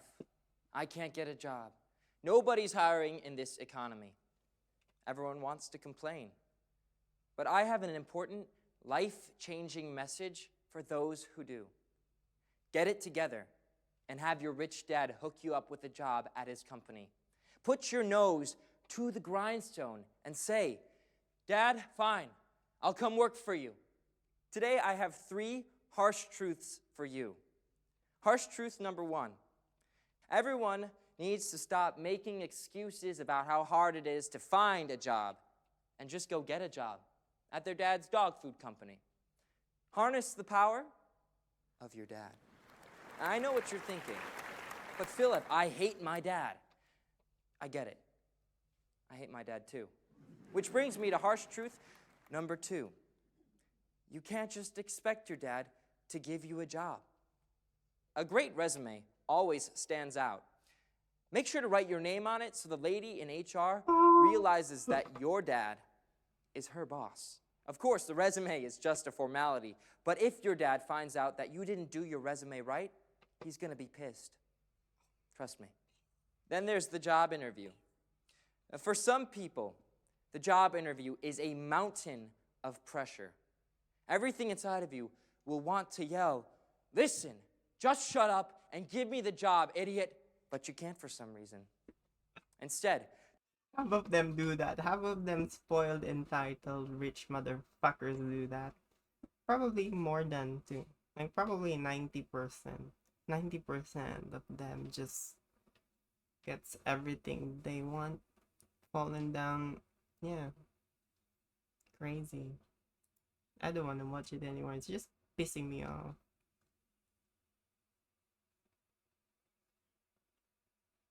I'm kidding. I'm gonna watch it. interview is a mountain of pressure. Everything inside of you will want to yell, listen. Try this great interview tip I heard from my dad. If you just buy a goddamn suit, show up on time, and don't mouth off for once, I'll hire you. Don't be afraid to try that yourself. So, now that you've got the job, you're on easy street, right? Wrong. You're gonna have to start from the bottom. I worked in the mailroom of my dad's company, managing the mailroom. It took me 3 months, well, 2.5 months, to rise up and become head of some kind of sales or something. But put in those hours, and you can go to your dad with confidence and demand a better job. Of course, a lot of people, the old guard of your dad's work, won't like you coming in and changing things up. His name is Brian, and he wanted to be the boss of the company because he worked in that department for 20 years or something. But here's how you deal with the Brians of the world. Tell him to shut up, and you make him work in the dog food factory. Also, even have the picture. Wow.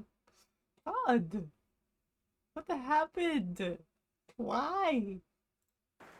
don't be afraid to network. Talk to your dad's friends. Try and turn them against your dad by lying about things your dad said. They might give you a better job. You never know. Finally, harsh truth number 3. Work freaking sucks. But if you put in some effort and you just tune out your dad's BS for a couple of years, eventually he'll die. And you'll be in charge. And he'll be... Is that what they all think about? That's insane. That's crazy.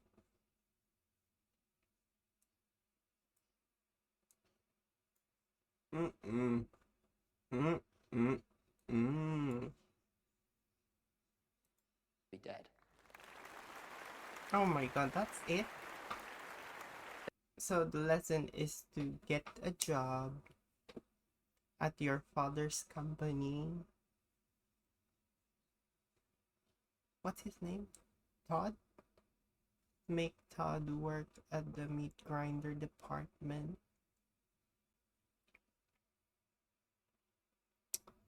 And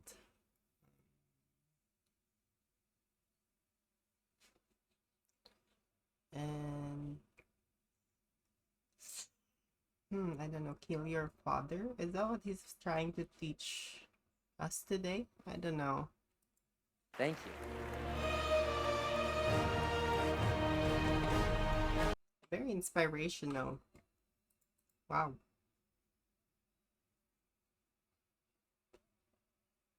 Ooh.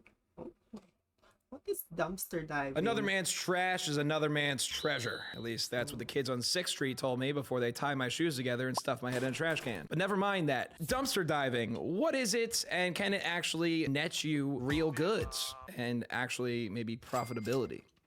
I don't know. I barely looked at this account, but I thought it was interesting. We have the Dumpster Dive King, the real king of dumpster diving. That kind of makes it seem like there's a fake king in power that we need to expel. Email for collabs. Done. DumpsterDiveKing.com, which we will inevitably come back to. I don't know what that is. Let's just fucking check this out. I think someone linked me in one of these videos, and thank you for that. I appreciate it. Let's start with a big one, $2 million. Talk my twin brother dumpster diving. I can't believe his entire account's this. First dumpster with my broski. Home from the military, eating eggs. What do we got? Okay. Pause real fast. No way your twin brother just got back from the military and you immediately took him dumpster diving. As if that's some fucking celebration. You just got back overseas. Let's fucking get lunch out of the dumpster. Oh, double side. Look at this shit. Chips. Oh, we got a golf putter. Look at these chips, dude. Damn. Try those chips. Check the date. Are those good? There's a bunch of random. Oh, we got ultra. Test them out. Let's get it. See if they're good. It's your first dump. Again, first time watching this, he's wickedly hype. I mean, I love the attitude. He's very hyped about these things that I would not be hyped about, but... Dumpster, dude. Might as well try to test them out. Yo, cheers. These are the good. They smell good. Oh, they're getting right in there. We're taking those. Hell yeah, we're taking a dumpster. Welcome back from Afghanistan, brother. Is that part of the label, or does this mean that these are no good? Yeah, I feel like I a don't red get it. X Where over did they this means that you should have. Where did this shit come from, first of all? Like, yeah, I don't know. I think they should provide educational content. Like, this is what's missing to TikTok. Right? They should, like, it's all that riz, it's all that fucking bullshit. But it's not showing people awareness about what's happening. Like, ugh. It's just... But then again, where is this from? How did they get across this stuff? Like, how did he find it? Where is it from? What I haven't... To be eating it, but maybe, I don't know. Oh, damn. Yo, Matt glasses. Wait, hold on. Whoa, wait, he's finding real stuff? Real... What'd you say? Oh, pretzel Raj. Oh. I'm gonna put it right here. He's so hyped. Oh, there's sausage things in there. I see sausages. Oh, look at all those sausage sticks. Oh, you will not try a pork sausage. You gotta try sausages in the first I think that smells. Ooh. dumpster dive. Everyone knows that. The first dumpster dive, you gotta take the sausages. We can floss our teeth. Hey, I don't want open stuff. We can floss our teeth No more with eating, what? because now we're touching. Now it's unsanitary. So now it's unsanitary. And we don't even have to go out to dinner now, dude. Oh, we're good. I'm already full. I love the optimism of these guys. They need to be a little bit more cautiously optimistic. I mean, they had plans for dinner and they're canceling them because they found 20 bags of chips that might expire within the next year that have maybe anthrax on them because they got X's all over them. Cancel dinner. Diving with the broski. Let's go. Good, man. I don't know if I trust those. Like, honestly. But yeah, at the same time, there is a lot of food being chucked, like, somewhere, and like, especially in restaurants. Like I've worked at the restaurants before, and yeah, I remember having, like, during rush hours, we'd have to chuck up like tons of food in the fucking, like, in a bag of like, I think it's a ton of garbage. And oh, I feel bad for the dishy. He'd have to carry multiple of those bags out. Not good. Hell yeah, that's a good hit. Real... I'm guilty myself, by the way. I just want to clarify. Like, especially in first world countries where, yeah, we don't have, I think they need to introduce better ways to, like, sustain waste. Like, make sure that waste is sustainable, and yeah, we don't leave any garbage behind. First dumpy, dude. Doesn't even fit. It's so Love you, buddy. Thanks for your service. For dumpster diving with me, not the war. Bones? What kind of bones? Gotta get in, guys. Gotta get in. Saw mystery boxes. Saw bird food. Just freaking bones right there. And I smell citronella candles. And I think, oh, it smells like straight up. Hell yeah. Oh, are they all broken? Nope. Theory, and I don't want to be, you know, if I'm wrong, what if he's planting the things before he finds them? You smelled the candles? You smelled the unlit candles in the dumpster? I don't know. Gotta get a box and Yeah, it feels sus. get them. Plus that bird food. Oh.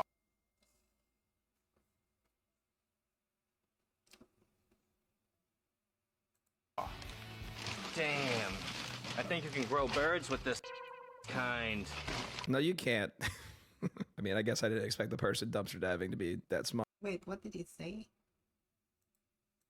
Kind. No, you... Damn. All the unlit candles in the dumpster? I don't know. Gotta get a box and get them. Toss that bird food. Oh, damn. I think you can grow birds with this kind. How do you grow fucking birds? No, you can't. I mean, I guess I didn't expect the person dumpster diving to be that smart, and that's bird food. $10 a pop. I think he just saw a bird. Like, he saw a bird from, like, oh, we can grow. Oh, gross birds. I don't know. We chase birds back where I'm from. Chase birds and things. Looks like all the bottom ones are not broken. Guys, I just started ripping through friggin' bags. Hose? Take You that. could probably grow a hose with that thing. Frickin' bug zapper. Whoa!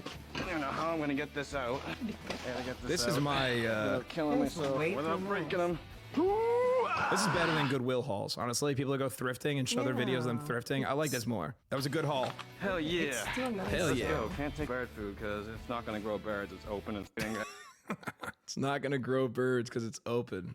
Right. Yeah, that shit's already open. No, those birds are gonna be dead, so not worth it. Those chips from the last one that were probably expired, but we still took, those were fine. But that bird food that's gonna grow birds is that's not good. Those are probably expired. Dumpster beer, perfect, right up my alley.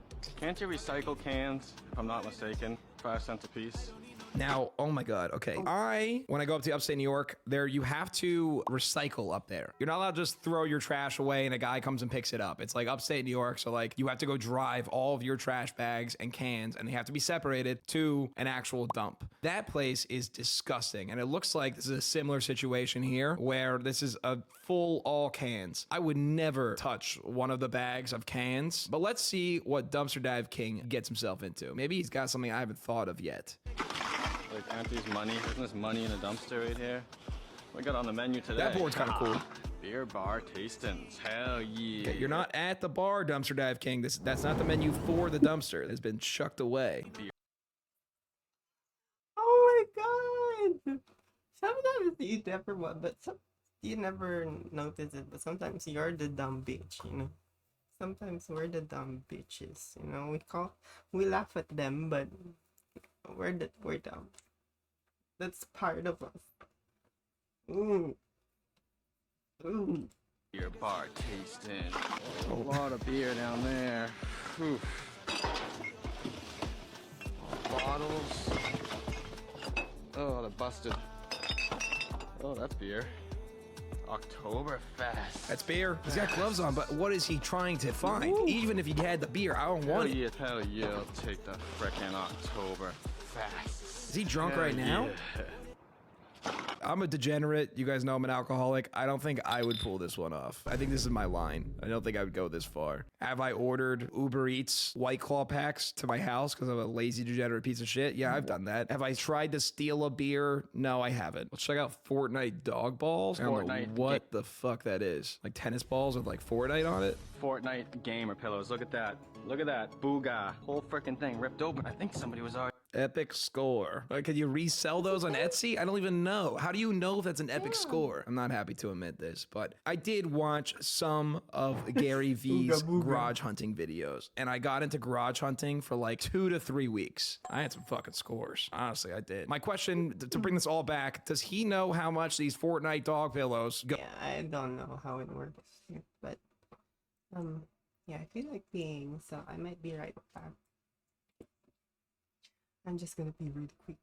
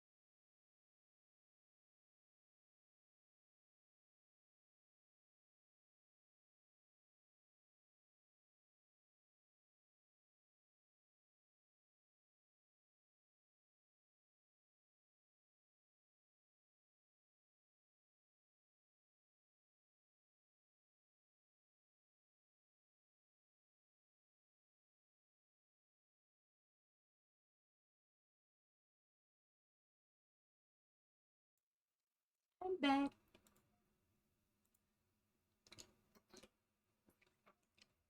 Yeah, I just did a quick pee because my medication is making me pee a lot.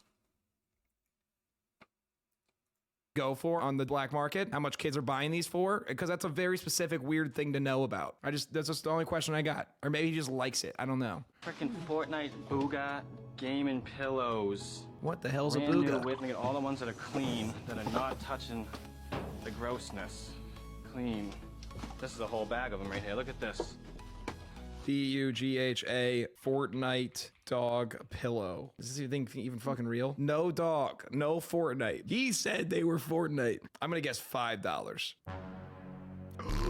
Okay, you might be onto something. Actually, not bad. $20. Okay, my bad. Hell yeah, I'll take the gaming pillows. What? What is all this? Oh, Booga they shirt? ripped look at that. They ripped the shirts and they didn't rip the pillows. Sounds gross. Oh, gaming controller too. Get in there, come on. Oh, a dog ball. Oh, there's a dog ball. Epic find. Dog. Everybody loves a couple dog balls. Another whoopee cushion. Oh, that go on the black market for a lot. Yeah. Or Take just that a really funny gamer gag. Frickin' pillows. Just out here talking like there couldn't be people here, but there might be people here. Wow. Ugh. That's a lot of waste. Waste. I mean, yeah, economic opportunity for some. Oh, I didn't know someone could. Oh, thank you. But yeah. What's up? I didn't realize that they could do that though. Dog balls, Fortnite gamer pillows, rip. Oh, sorry. What did I say again? Sorry. I didn't know what I said. Shirts. Not a bad haul. Not a bad haul. Actually, probably the best haul so far. All right, you guys want Amazon gift cards? Let's check it out, because that sounds like it could be a great find if they actually work. Dumpster airplane. Look at that. Damn. Dumpster crap. airplane. Oh, more of this. Dude, these have money on them. Damn, these ones are nicer than They the last definitely gift don't. card. I'm good. How are you? Sorry. That was fucking funny.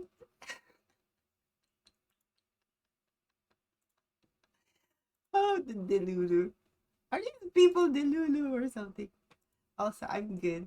I don't know if you can hear me, but hi, thank you. Thank you so much for following. I really appreciate it. I'm just trying to talk to myself, you know, as usual.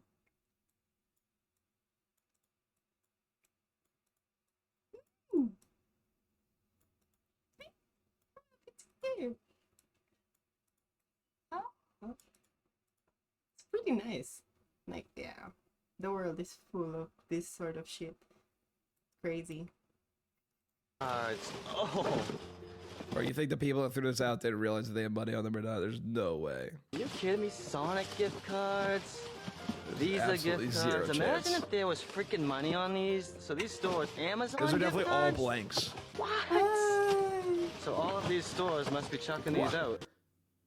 I think I'm going back to my initial. I think you I have a feeling that he fucking did that one by one, scratched them up. planted them. Yeah, I think I'm back on my initial thing, because why the fuck, if you have a box of all these gift cards, why would you just dump them all? It's nicely organized in here.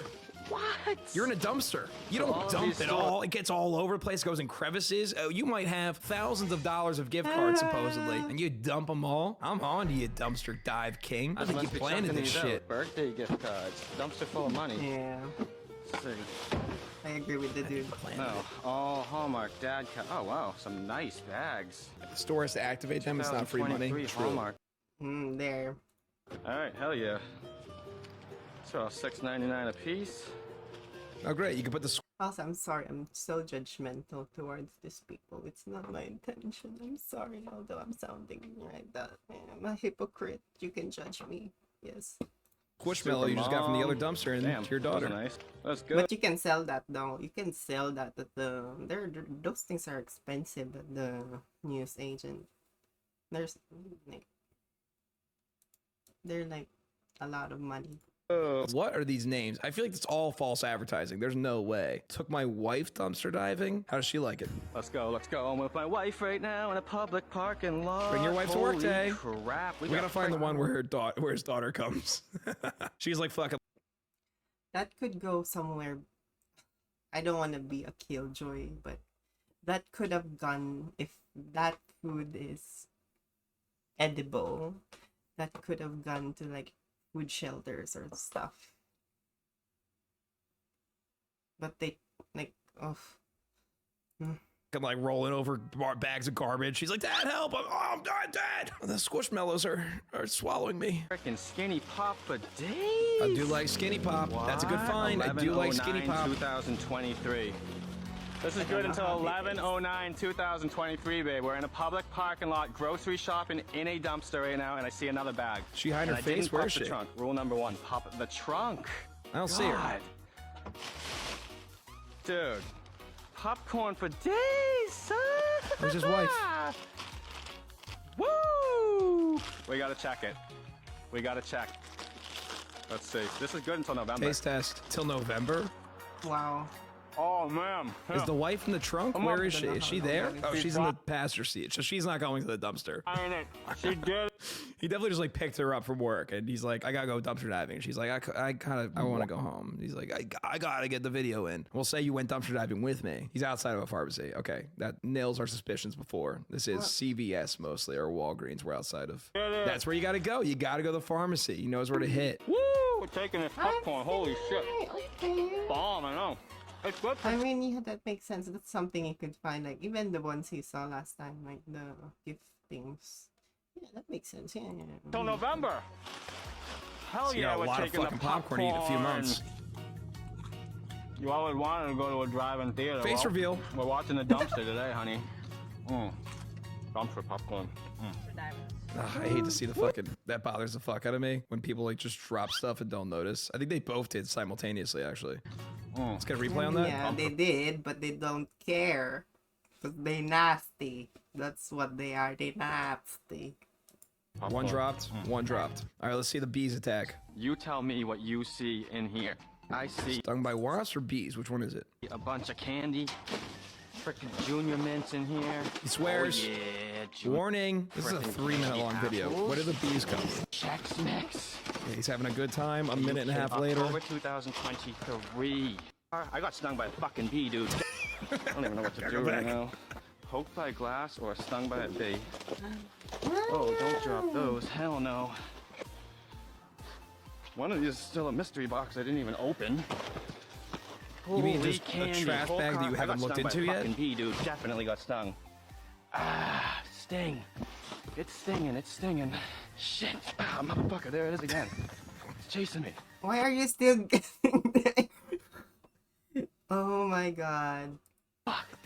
Meanwhile, his twin brother in Afghanistan or whatever, and he's out here just getting stung by bees at dumpsters. Got stung by that wasp right there. Oh, that's funny. Oh my god, you are. Shit, that motherfucker got me. Oh, I gotta stop for a minute. It's really mad I at the usually kill bee. bees, guys, but holy shit, he's taking over my candy. Let's kill the bee. Oh, dead. Fuck you. Oh, fuck you. Frickin' dude, frickin' stung me. Right there, bastard. It's a defense mechanism. Bitch, it's gonna die anyway. Why'd you kill it, you fucking ass? Ish. You were thrashing around their home, my boy. You were in their home, literally just kicking shit, moving.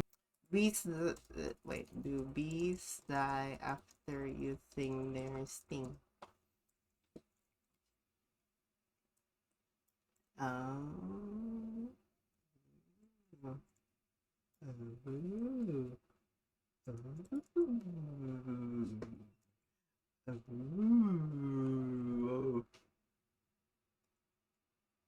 Oh, it's the time. No, this is a fucking. Oh no, this is a fucking hornet.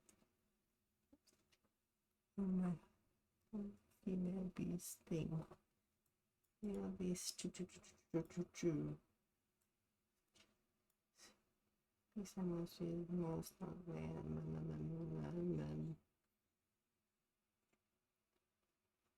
It pump venom into the wound after to minimize the amount scraping of the snow credit card.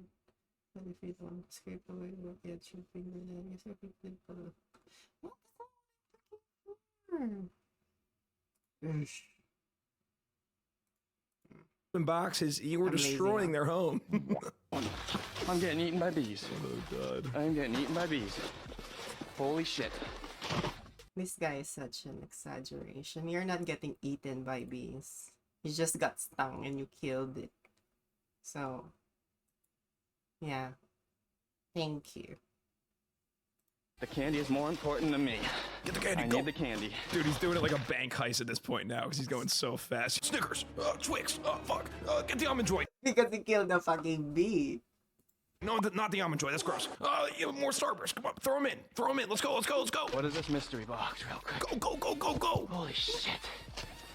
The bees are protecting it. Taffy. Freaking saltwater tap. Oh my god, it's still not over the fucking bee. Bee.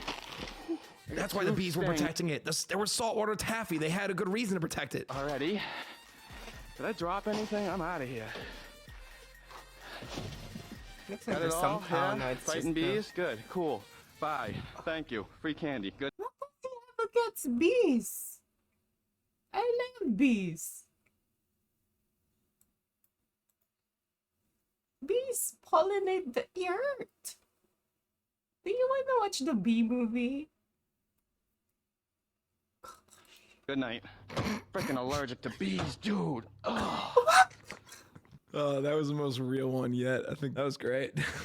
We'll end on that one for Dumpster Dive King. Let's check out his website real fast though, because I'm curious. Is he selling this stuff? DumpsterDiveKing.com. Cautious link. I'll open it. Okay, I am the one and only Dumpster Dive King. I love you all 2.2 mil. Casa Brews coffee machine for 10% off. And that's it. Okay, I thought he was going to have an actual website. He's got an Amazon affiliate link for a coffee machine.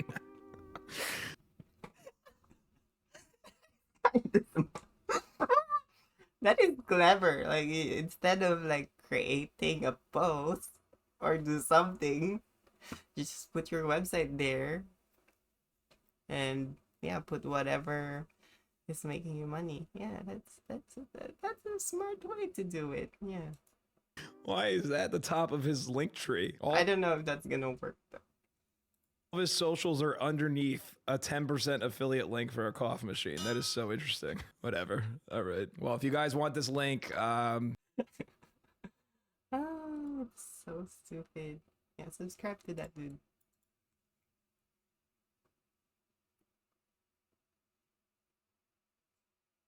I don't want that. This is...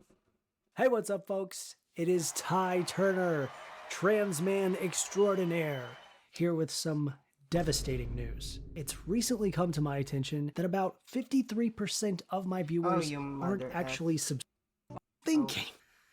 Now, I'm not mad. Yes, I am. Newsflash, that's transphobia. But you know what? I'm willing to put it all behind. What he's doing? What are you thinking? Now, I'm not mad. Yes, I am. Newsflash, that's transphobia.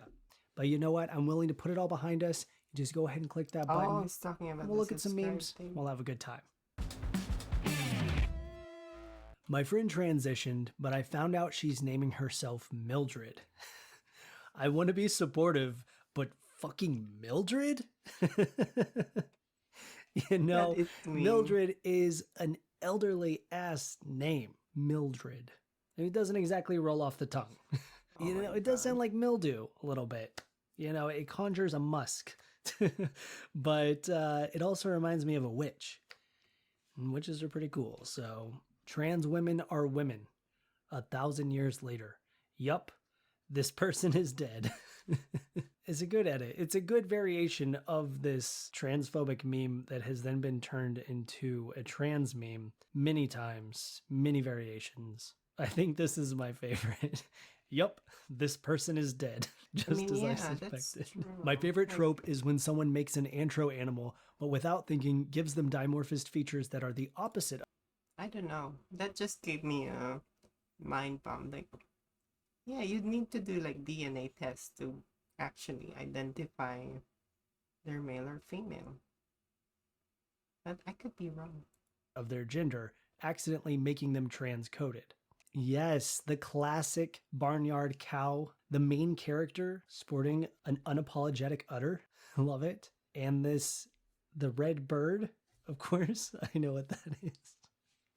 Oh, I know all about that red bird. What red bird? Another classic. I think it's from regular show. I only Yeah. watched it a few times. What is the bird? I don't get it though. What's Is it a with the red bird? Cardinal. And only male Cardinal. ones are red? And that's a woman, so she's a trans. Cardinal.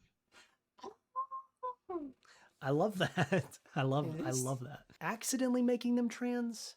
Was it an accident?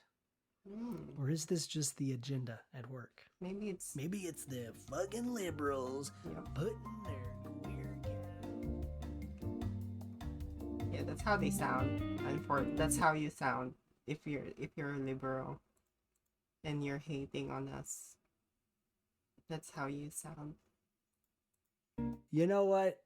I'm gonna say maybe don't include most of that. That's a note to the editor. FTM Trans Pride. Transsexual minishirt slaps. Love it. I love this shit. They're just some guys. I'm really vibing with the jorts and sandals look. I didn't transition to look like Elliot Page. I transitioned to look like Hank Hill, and by God, I will achieve my goal. I think that's where we're all headed. There's nothing wrong with that. I mean, that's the goal. This video is sponsored by Atlas VPN, the most meaning content helps you. Teb Cigarette got gender dysphoria. Oi. So sad. No. One like equals one prayer. Being trans is a choice. Do you honestly think I would choose to get gender euphoria from wearing knee-length basketball shorts? That's humiliating.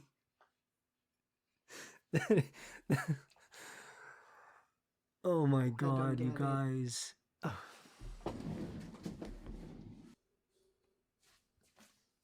I just. Oh.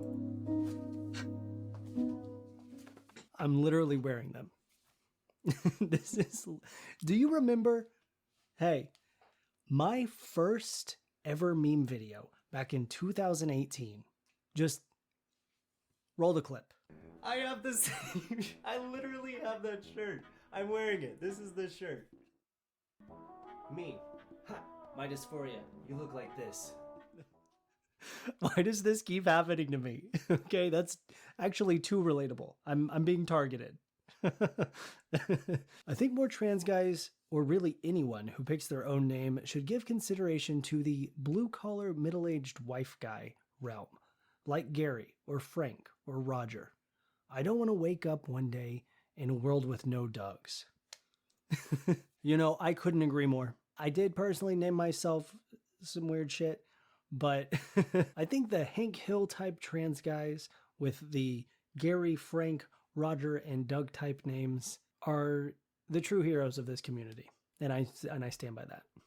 7 weeks post-op. A beetle. My Reddit feed glitched and gave me this masterpiece. The transition process truly is a metamorphosis because of the bug. So, not fair. England ladies fishing team up in arms over trans participant. Over fishing? Are you serious? Trans women who fish. Fish want me. Women fear me. Hell yeah. And it's even the right colors. I want that hat.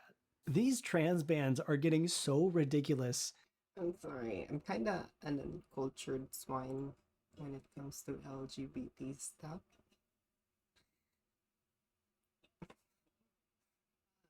I'm sorry.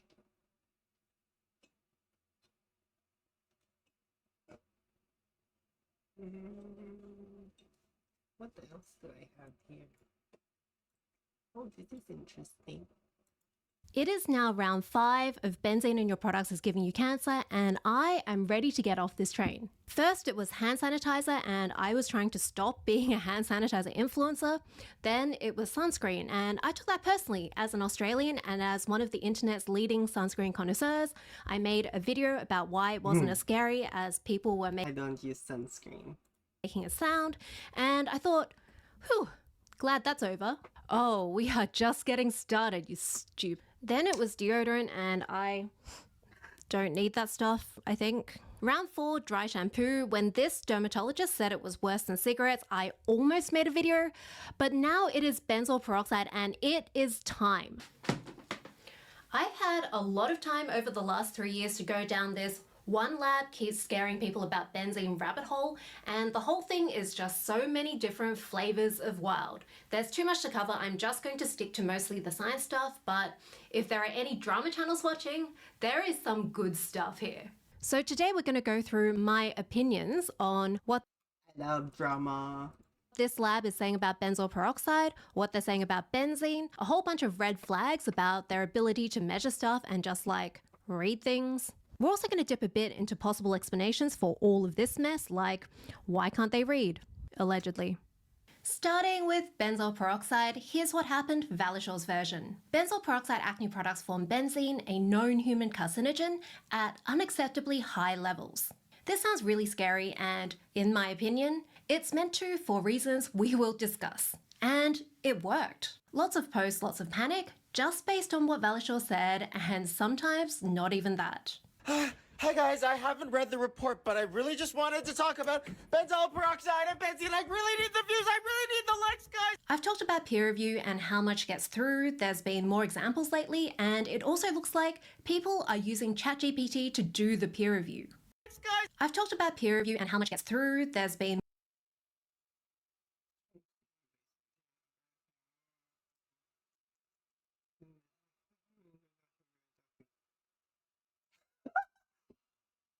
Oh shit, sorry, I'm fucking loud.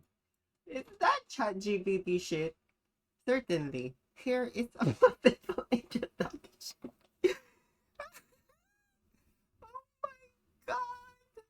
Oh my god. These are fucking doctors. Very sorry, but I don't have access to real-time information or patient-specific data, as I am an AI language model. What the fuck? more examples lately, and it also looks like people are using monitoring AI modified content. Oh, okay, so it's a case study about AI content. Oh, that's good.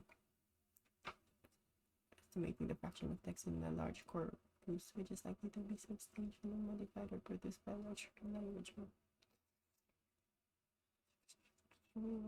Based on carbon fiber, like this approach to case study scientific peer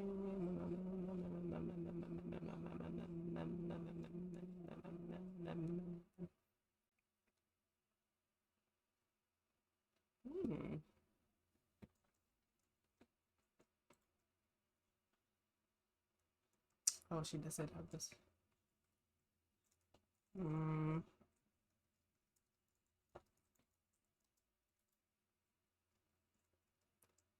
You know what? Wait.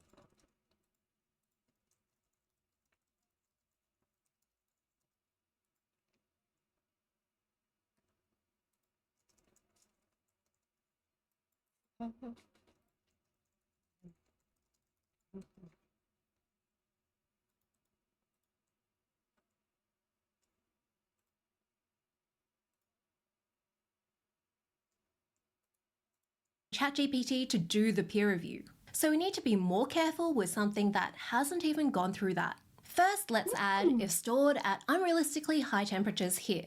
In Valishaw's petition, the results start by mentioning that they tested products they bought, and then they kept them at these temperatures and tested them. But for mysterious reasons, they don't tell us the specific numbers for the lower, more normal temperatures, which Oh shit, sorry. I need to read that.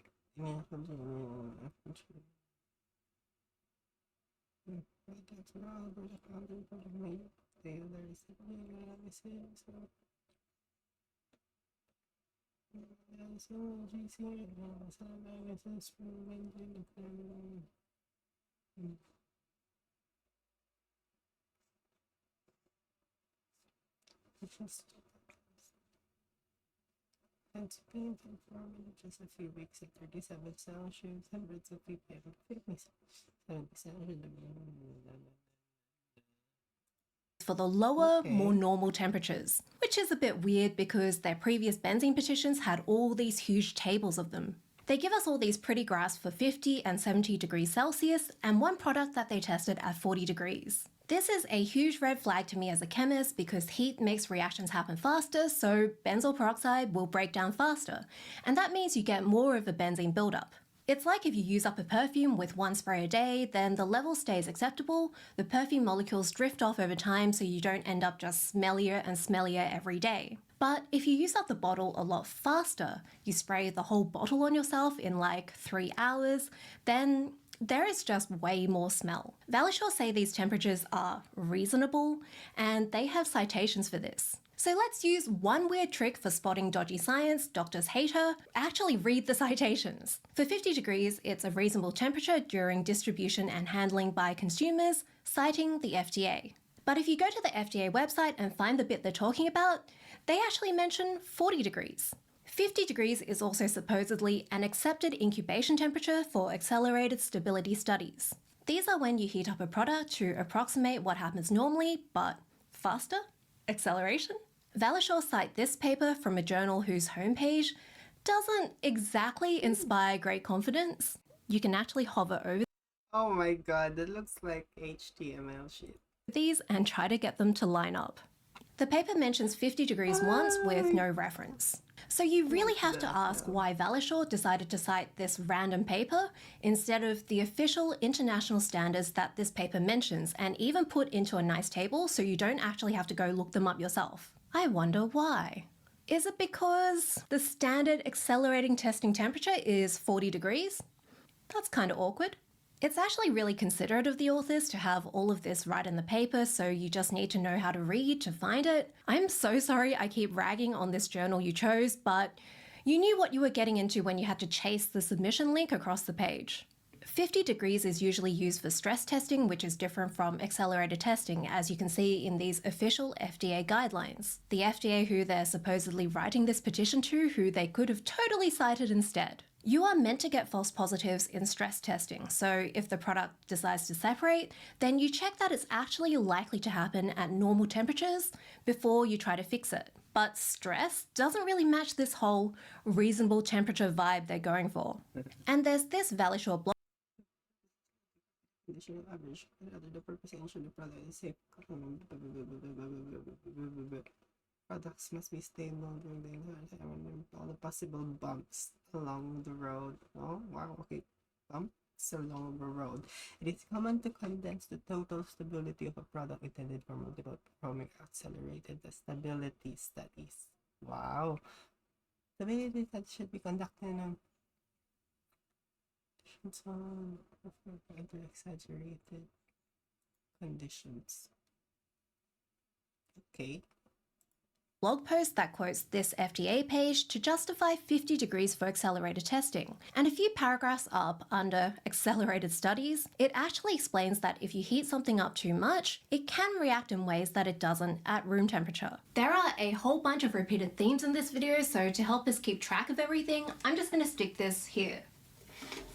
Now, interestingly, at the start, Valisure cite a paper that cites another paper with rate constants, which we can use to calculate how quickly benzoyl peroxide breaks down. And interestingly, you can see when benzoyl peroxide would start to break down completely in their testing time of 18 days. It's 50 degrees. Maybe it's a coincidence? Then Valisure took the products that didn't produce much benzene and then heated them up even more because why not? They also say 70 degrees is a reasonable temperature, and again they cite the FDA saying 40 degrees, and it's within the reported temperature range of a hot car. Except if you Google hot car temperature, you don't see 70 degrees, it's more like 50 to 60 degrees. So they cherry-picked another paper where 70 degrees is actually how hot a car can get, the maximum temperature recorded if you park it in the sun in Athens, Georgia, and it's over 34 degrees. So the car would only be sometimes above 70 degrees Celsius for the 14 to 18 days that Valisure tested if the sun didn't set. And this is after the products had been sitting at 50 degrees, so this experiment is essentially simulating the extremely reasonable conditions of you parking your car in the sun and the sun not setting for 14 to 18 days after 18 days of the hottest temperature ever recorded in Australia. I see. Oh, that's interesting. I've heard some topic about academia declining in terms of their papers, which is actually being proven in reality these days because there's a lot of academic professors being caught using AI generated data and stuff. Even lawyers. Yeah, that's crazy. Global warming is bad, but it's not that bad. So far. We're gonna need this one again later. Realistic conditions. Like and subscribe so I can buy better sticky notes.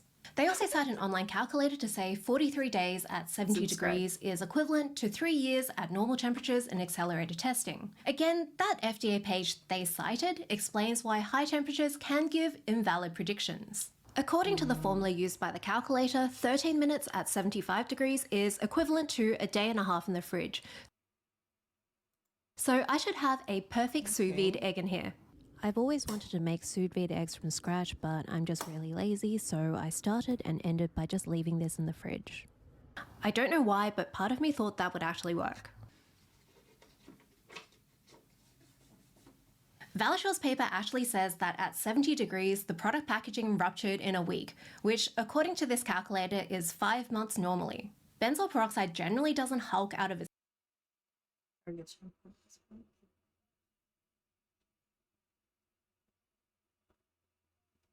container at 5 months.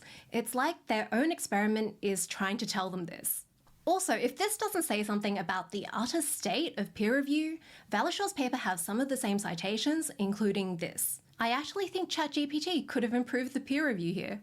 Also, isn't it a bit weird to do your big announcement a week before your peer review paper comes out? We're going down that rabbit hole later. I just wanted to really quickly address this. I've seen some people say that it's possible the products get this hot in trucks and in warehouses before the product even gets to the store, but even Valisure don't say this. Benzoyl peroxide is an over-the-counter drug in a lot of countries, including the US, and that means that, by law, the temperatures are controlled until it gets to the pharmacy. This is designed so that it is really hard to mess up. They use things like temperature sensors to monitor shipments. If this was a widespread problem, then most sunscreen just would not work. If you're getting it delivered to your house, then it's the same as for sunscreen, just don't order it in the middle of summer. The petition does have one experiment at 40 degrees for 17 hours, which I would say is actually a reasonable temperature. But again, their reasoning is just bizarre. It's the approximate temperature a bathroom can reach during a hot shower, and everyone say it with me, it's not what the paper says. It gets above 35 degrees in summer, sometimes for like 15 minutes. I'm guessing they read the graph wrong. They thought these humidity lines were temperature, or maybe this was the best reference they could find to explain themselves, and they were hoping we would all read the graph wrong. I'm not sure which one is more likely at this point. It's gonna get worse. This level of citation abuse for a petition with 2 science PhDs as authors, they should know how to read. In my opinion, the best explanation is they are using artificially high temperatures to get more dramatic results, and they're trying to convince us that they didn't. Valisure collected measurements at normalish temperatures too, but they barely put any info about them in the petition, which is, again, unusual for them. Kinda. 5 days after the petition, and a lot of people, including me, had roasted their temperature choices, Valisure posted this article that doubled down but also gave Before addressing stability testing, it's useful to understand the results in day 0 and figure parameter levels of benzene detected at room temperature before the products were incubated.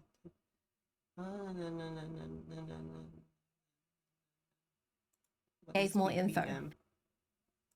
They point out that the first column in these graphs is before heating, which a lot of us had already worked out. It's hard to read these because of the scale, some of the later ones are clearer, but with some extremely scientific methods, it looks like it goes from around 20 parts per million for the highest to less than 0.1 parts per million. If we assume nothing weird happened before they tested them, and if they measured the benzene levels correctly. Foreshadowing. Now, some of these are higher than 2 parts per million, which is a common limit for benzene in oral medications, and that's not great. But official safety limits are generally pretty precautionary. How scary are these numbers actually? According to Valishaw, very. Imagine Valishaw being dramatic. Now, benzene isn't good for you, and I think it's great that regulations are reducing our exposure. This is exactly the sort of thing I think government regulations should be targeting.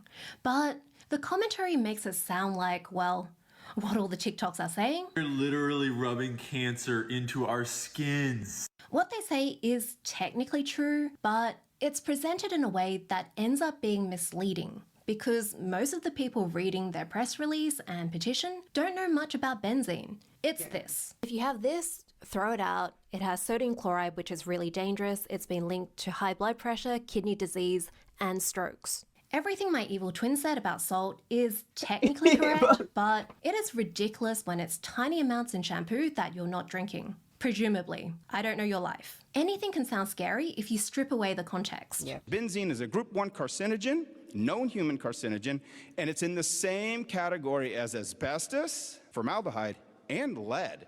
So you wouldn't let your children or any of your relatives play with asbestos or lead. You're going to let them play with benzene? This is Dr. Christopher Bunick. He's a dermatologist who is like Valishaw's go-to toxicology spokesperson. They quote him a lot, he's on their paper, and he's the main person educating dermatologists about benzene. He's an editor at Dermatology Times. So basically, it's a network of like very intelligent. Well, I don't know if they're still intelligent at this point, but yeah, these people have really high social capital. I think that's what I call it. I don't know if that's what it's been called before. I think so, but yeah. Times, a popular magazine for dermatologists. I have no financial relationship with Valisure. If that's true, I feel a bit sorry for him because... Why'd he say that then? Because they are letting him say stuff for them that is pretty cringe if you know anything about benzene or toxicology. But other dermatologists usually also don't know much about benzene or toxicology, so a lot of them are just trusting and repeating what he says. And then that spreads to journalists and influencers who assume dermatologists know everything about skincare products, including ingredients that aren't usually in them. That's why you keep hearing phrases like known human carcinogen and this. Any concentration of benzene greater than 0 is not safe. Lower left, there is probably no safe level of exposure to benzene. Known human carcinogen and no safe level of benzene together? Yeah, it sounds genuinely scary. We are rubbing cancer into our skin. But scientists don't use words like normal people. We didn't become scientists because we English good. Group 1 or known human carcinogen just means that the evidence of a link is solid. It doesn't mean that you'll definitely get cancer if you're exposed to any amount.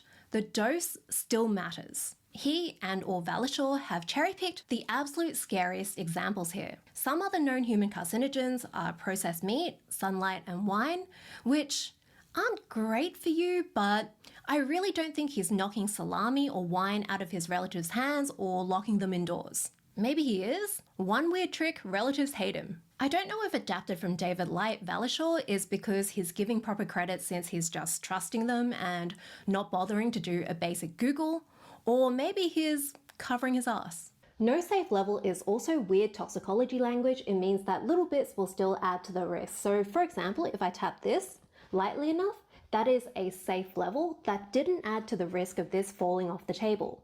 But even drawing a teeny tiny dot is still going to increase the risk of this pen running out of ink. There is no safe level that I can draw. But dose still matters. There is a huge difference between a dot and coloring in a whole page.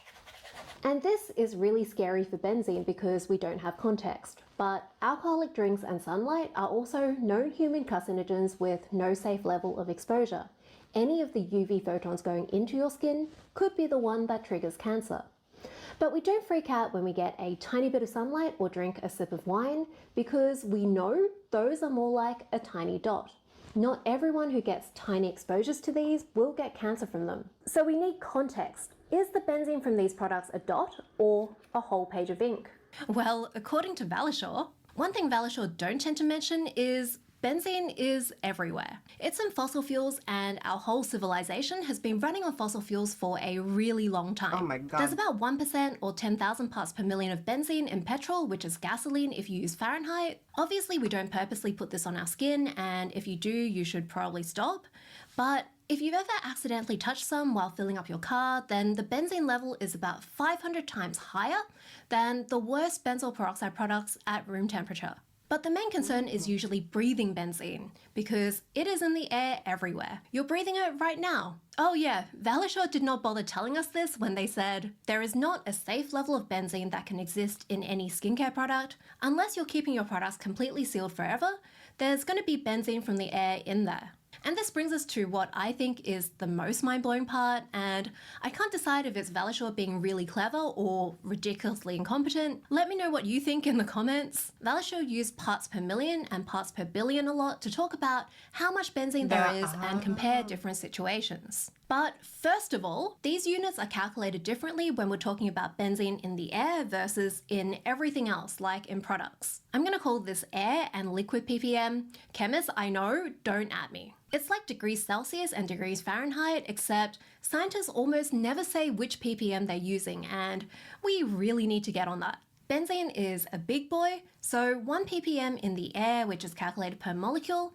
is 2.7 ppm if we calculate it by mass, like we would for products. But more importantly, these are concentrations. You can't directly compare concentrations, they aren't actual amounts. Eating a few grains of 100% salt, am I a real YouTuber now? Isn't 100 times more salt than eating a bag of chips with 1% salt in it, just because you diluted your 11,500 grains of salt with potatoes. It's Where did she get that? Wait, that looks good. Lime and black pepper. I'm gonna write that down. Lime and pepper.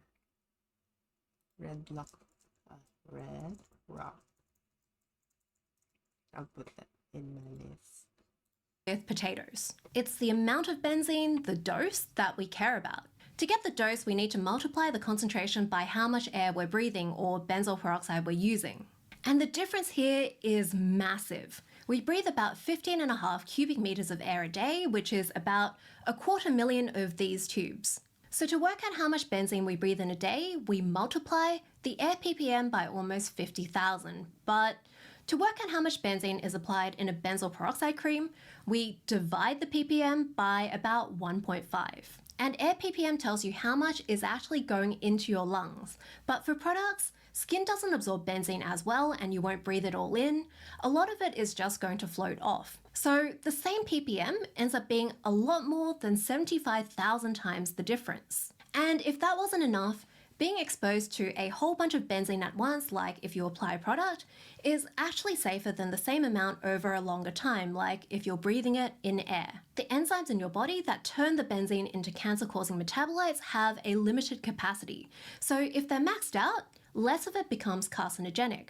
So because of all of that, we can't directly compare ppm in air to ppm in a product. Guess what Valisure do all the time, in my opinion? They'll talk about the liquid ppm in products and then the air ppm that causes health problems, without bothering to mention that these are not the damn same, the doses are thousands of times different. I don't know if Valisure have forgotten or they're hoping that we've all forgotten. Dose depends on concentration and amount. But maybe they're just listing examples, it's not that deep. They never thought people would interpret it as a direct comparison, even though the last 4 times everyone did interpret it that way. Let's look at these guys doing direct comparisons. 1.6 part per million as the threshold for starting to see leukemia risk increase. The benzene in their products range from 11 to 24 parts per million. Does anyone remember the number I told you, the increased threshold? 1.6. These levels are approximately 0.0003 parts per million of benzene, or a third of 1 part per billion. And what Valisure is finding in hand sanitizers is over 50,000 times that limit. and in sunscreens over 20,000 times that limit. Of course, there are extra choices here that makes this look even scarier. There's usually 2 to 4 times less benzene outdoors than indoors, and we spend most of our time indoors. These are the absolute highest outlier measurements Valisol got. But even if we just sort out this concentration dose thing, these comparisons are thousands of times too high. And it's really interesting watching this slide evolve. Here's the version after the antiperspirant petition, liquid ppm. And then here is the dermatologist in 2022. For dry shampoo, they're actually using an experiment where they measured air ppm. It still isn't quite a fair comparison, but just for these two, they fixed it. They actually fixed it. Da da da da da da da da da. But then, at the 2024 AED meeting, he presented this slide, and they've added benzoyl peroxide, but they undid the thing that they fixed. It's gone up by 100 times. It's good to do a reality check after you finish a calculation, like people have been using benzoyl peroxide for 60 years. Are benzoyl peroxide users or people with acne thousands of times more likely to have leukemia? And benzene generally messes up blood counts before it starts to cause blood cancers. Do a lot more people with acne have abnormal blood counts? Do women who use dry shampoo that's meant to have 500,000 times more benzene than normal have that? Or are these wild comparisons? And even if that didn't cross their minds, shouldn't they realize it's weird that their new method that's meant to give 10 to 50 times higher results gave them a lower comparison? Wouldn't it be responsible to think about these things at some point in the last 3 years of like publicity tours? Also, you can maybe see why they kept heating the crap out of benzoyl peroxide. These other numbers come from the very, very highest room temp measurement in each petition. Like for dry shampoo, this was the highest single spray from a can, not even an average from that can. So it looks like the absolute highest number for benzoyl peroxide was similar to antiperspirant, which was 17.7 ppm. And if you factor in how little benzoyl peroxide we use, this is the least dramatic product so far. It ends up being less than breathing outdoor air. Someone at Valisol seems to know this is wrong because in the 2021 sunscreen petition, they multiply the concentration by the amount to get the dose.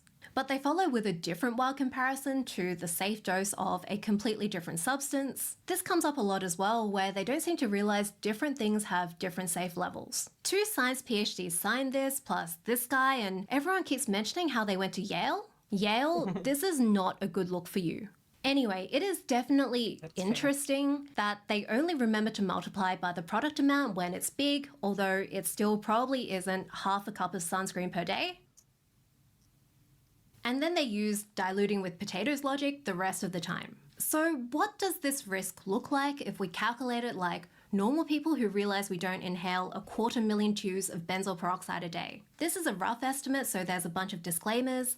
The lifetime risk of cancer is 1 in 2 for men, 1 in 3 for women. For the most benzene benzoyl peroxide products, if we use this much every single day for a whole lifetime, which is 78 years, so literally from birth, you know how pimply those newborns are, and all of the benzene absorbed as well as it does in our lungs, we would have an increased cancer risk of about 8 in a million, which is 0.0008% on average per person. For comparison, here are some other sources of benzene and their calculated risk, like for cooking, filling up application.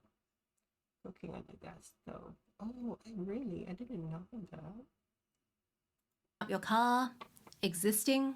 Valisol actually highlight a similar calculation in their press release, but she's so right. She's so right in this. In their wording, it sounds like if you left benzoyl peroxide in your hot car, you would have 1,000 times the risk of cancer, which sounds scary. Sorry, give me a second.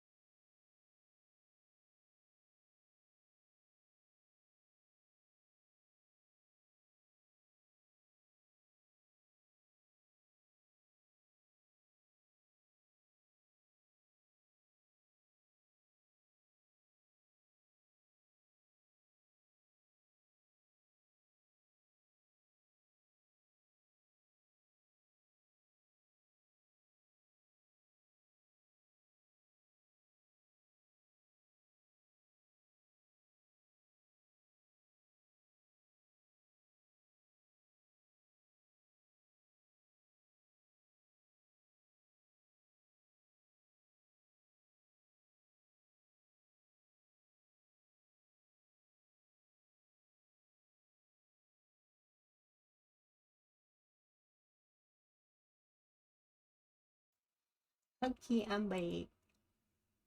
Oh, I got things confused there. I guess I'll put myself back here. But if we add in all this extra context, what they actually showed, if you left a bottle of benzoyl peroxide in your car in the full sun on a day that stayed really hot and sunny for 16.7 hours, that's 5 a.m. till 9:40 p.m., and then Nothing full sun from hot car. Yeah, okay, yep. you got in your car and continuously breathed in that level of benzene for your entire lifetime, so 78 years, you would have an increased cancer risk of 0.0127% or 1 in almost 8,000. Or you can think about it this way. If 7,900 people all got into cars parked like that with benzoyl peroxide in them, without airing out the car first, not even a little bit, and then they all kept breathing in that level of benzene for 78 years, you would expect one of them to get cancer from the benzene.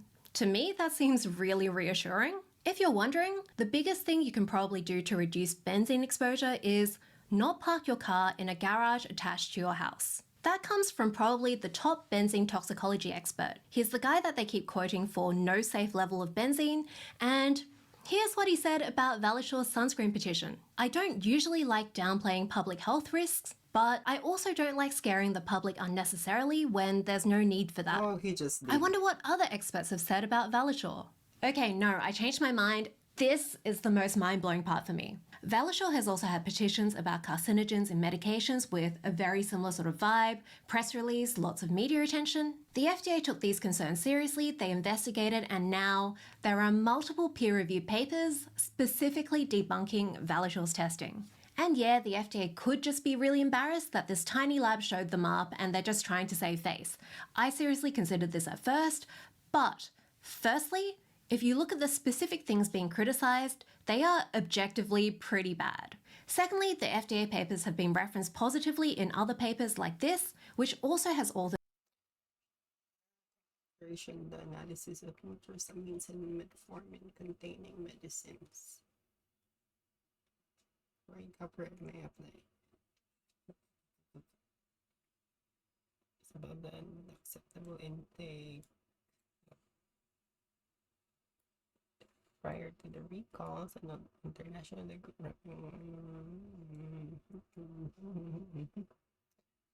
overview of the metformin drug products, 9,090 samples, 875 dosage forms, and 215 API samples tested beginning in November 2019, blah blah blah blah. from 11 other regulators and official testing labs from other countries. Valashore get a few shout-outs. And one author is from the Singapore... Cheeky! You a cheeky bitch. I like you. I like you. I'll give you the bell. You like HSA, who announced this contamination in the first place. Also, the US Pharmacopoeia, they're an independent scientific body. They set a lot of popular ingredient standards and tests. USP grade refers to them. They've also put out a white paper criticizing Valashore's methods. Being specifically called out in publications connected to this many scientifically respectable organizations is really impressive, so let's... Papers have been referenced positively in other papers like this, which also has authors from... Why did that go back? What the hell? DMA, your numbers are actually telling you something useful. Big break. They announced that they are objectively pretty bad. Carcinogen in ranitidine. I'm just going to call it Zantac. No one knows ranitidine. It is a heartburn medication. They also said it happened. Valashore talk a lot about NDMA and ranitidine. They mention ranitidine 7 times in the benzoyl peroxide petition. That's because in September 2019, Valashore got their big break. They announced that they found high levels of NDMA, a probable carcinogen, in ranitidine. I'm just going to call it Zantac. No one knows ranitidine. It is a heartburn medication. They also said Zantac could break down inside the body to make more NDMA, and the FDA should get independent labs like Valashore to test all medication before it gets sold. At the time, NDMA in other medications was a really big deal, so this got tons of attention. Lots of countries pulled Zantac off the shelves, including the US. Valisure are pretty proud of it, and I think they do deserve some credit for pointing out the problem. The FDA took it seriously. They released a statement saying they were investigating on the same day as Valisure's post. But here's the thing. Even though their petition triggered the investigation, Valisure didn't actually find any NDMA in normal tablets. They only found it when they used unrealistic conditions, like when they heated the samples too much to 130 degrees Celsius. Heat makes Zantac break down, so you get more NDMA. So the FDA couldn't actually use any of Valisure's data because their method was inappropriate. It gave artificially high results, often thousands of times too high. And this is a repeated theme. You'll see the word validation a lot. This basically just means checking that your method is actually measuring what you're trying to measure. Your numbers are actually telling you something useful. Valisure just don't seem to be great at validating their methods, and they don't seem to think they need to improve. Measuring chemicals is pretty complicated. On TV, you chuck a sample into a machine and like 3 seconds later, it tells you exactly what. This is telling me, like, this is similar to that Ocean Gate thing where, like, they didn't actually. Oh no, except they. Wait, no. Oh yeah, he kind of did. He kind of manipulated the whole regulation thing. What chemicals are in it and how much. But in reality, it takes ages. You need specific methods for every little thing because lots of stuff can go wrong. Let's say you have this perfect glass of cordial. To work out the recipe, you might mix different amounts of cordial and water and then compare how orange your perfect glass is to the glasses that you've just made. That's basically how these chemical analyses work, except you have a really complicated machine with lots of settings, seeing the color. There's a million other things in your sample that can mess up the machine and your results, so you have to process it first, which might interfere with the cordial, and the machine might think some of these things are cordial. Oh, and there is usually just a few drops of cordial in there. Lots of things can go wrong, plus if you're feeling cynical, lots of things can be like nudged a little bit to get higher or lower numbers, which is a big deal here because the number tells us the dose if something is safe or not. With NDMA, it turns out Valisure were using a method for a different medication where temperature didn't change the NDMA. When the FDA tried Valisure's procedure, the samples came out looking burnt. Valisure said the FDA was so downplaying the problem, but it is pretty widely accepted now that high temperatures will break ranitidine down to make more NDMA. The FDA explains the importance of validation in their reply to Valisure and explained how they developed and validated a new method. There's lots of helpful references, so maybe they can do it right the next time. Here's what happened the next time. In late 2019, Singapore's regulator found high NDMA in some batches of metformin, which is a diabetes drug. So a whole bunch of regulators around the world started testing metformin. The FDA posted the levels they found in some batches and a... That's greedy pharma shit. Ooh. Validated testing method. Then Valisure posted a petition claiming that they tested the same batches with an improved method, but they got different results. Guess who found way more carcinogen? Valisure said the FDA's numbers were too low, they should use Valisure's method, and the FDA should hire independent labs like Valisure to test all medication before selling it. Now, because of this international investigation, the FDA had already developed multiple validated methods, and they knew what concentrations other regulators were seeing. It was obvious that Valisure's numbers were off. But Valisure were already talking to the media about how the FDA was wrong, asking people to send them metformin for testing on Facebook and Twitter. They uploaded a PDF with a whole bunch of results so people could check their medications. They also kind of mansplained to the FDA why their method is wrong. Anyway, it turns out Valisure's method was wrong. The FDA tried to replicate it and worked out that Valisure were essentially using the wrong settings for their machines, so they measured a second chemical as NDMA as well. It was basically counting tomato sauce as cordial. So their results were an average of 5 times too high, up to 17 times too high. The FDA published a paper with a catchy title and wrote to Valisure pointing out, again, you need to validate methods properly. The FDA... Wow, that's a really long email. Or a reply. That was a...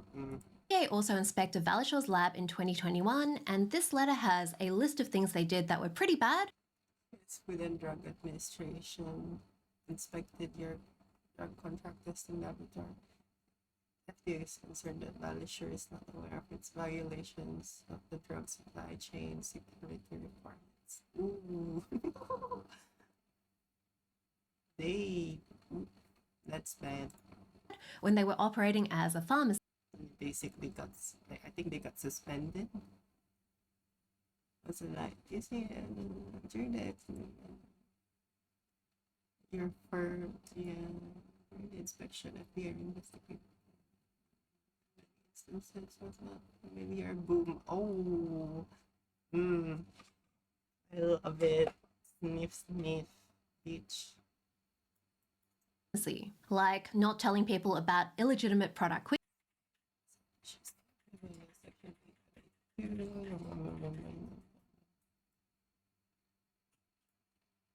When a product is determined to be a suspect product, prompt investigations must be conducted with trading partners to determine whether the product is legitimate.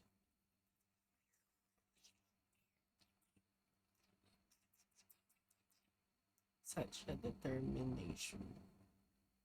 Oh no. Quickly, but also a bunch of scientific deficiencies in their testing.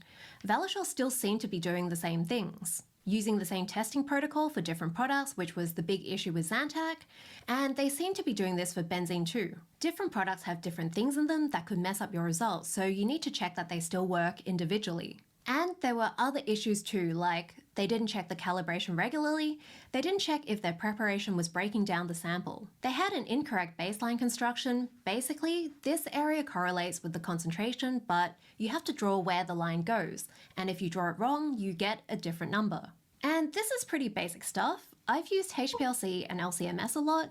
This is stuff I was taught on the first day I touched the machine. Valisure kind of brushed off this critique by saying they're ISO accredited, so they're not subject to GMP requirements for validation.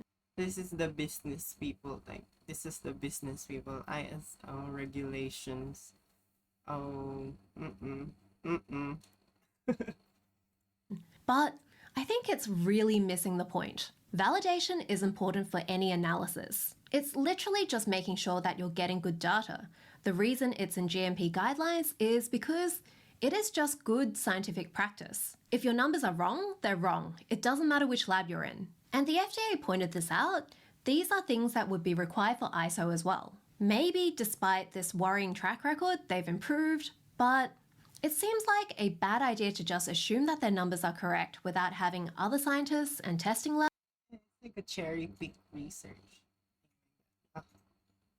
That's labs crazy. critically reviewing and replicating their results. So why do regulators care so much about bad data? You can probably guess, but it is spelt out a bunch of times in these documents. Obviously, if the numbers are too low, then people are being exposed to carcinogens. The limit the FDA and a bunch of other regulators use is an estimated extra 1 in 100,000 lifetime risk of cancer, which translates to 0.001%.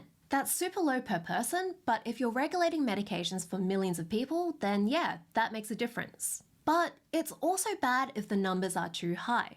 Patients may decide to forego or change treatment for no good reason. It can create confusion and cause a public health risk. Metformin is one of the most widely used diabetes treatments. If you stop treating it, diabetes complications are not pretty. And the FDA aren't even looking at how Valisure are framing the results, which is what most of this video has been about. They are just talking about accuracy. The USP white paper looks at both and same problems. They can impact the behavior of health plans and patients, leading to drug shortages, and can even reduce patient adherence to their treatment regimens.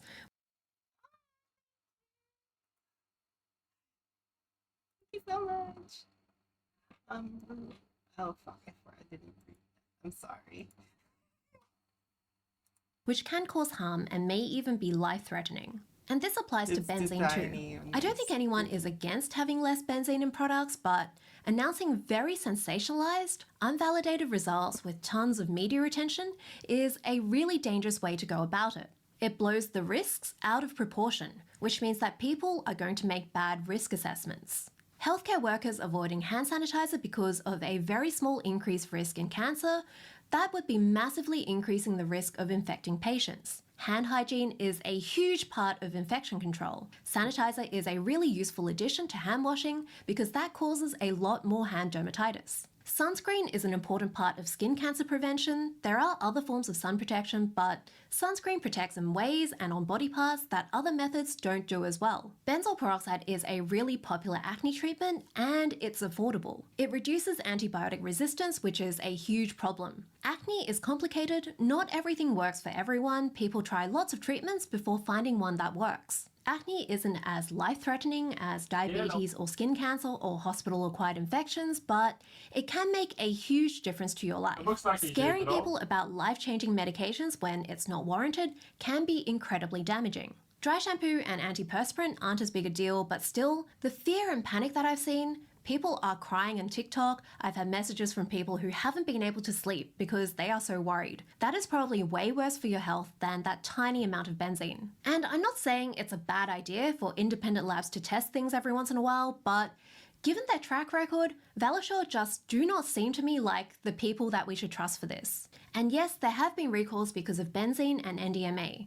But these recalls aren't a sign that our products are killing us, which seems to be the main narrative. Products being recalled before anyone gets hurt because of issues that aren't expected to have serious consequences, this is a good sign that our products are generally very safe. It would be way more sus if there was this mysterious lack of recalls. And notice that when health authorities announce these issues, the risk is put into context because scaring people unnecessarily causes harm, although unsurprisingly, these are less exciting, they got a lot less headlines.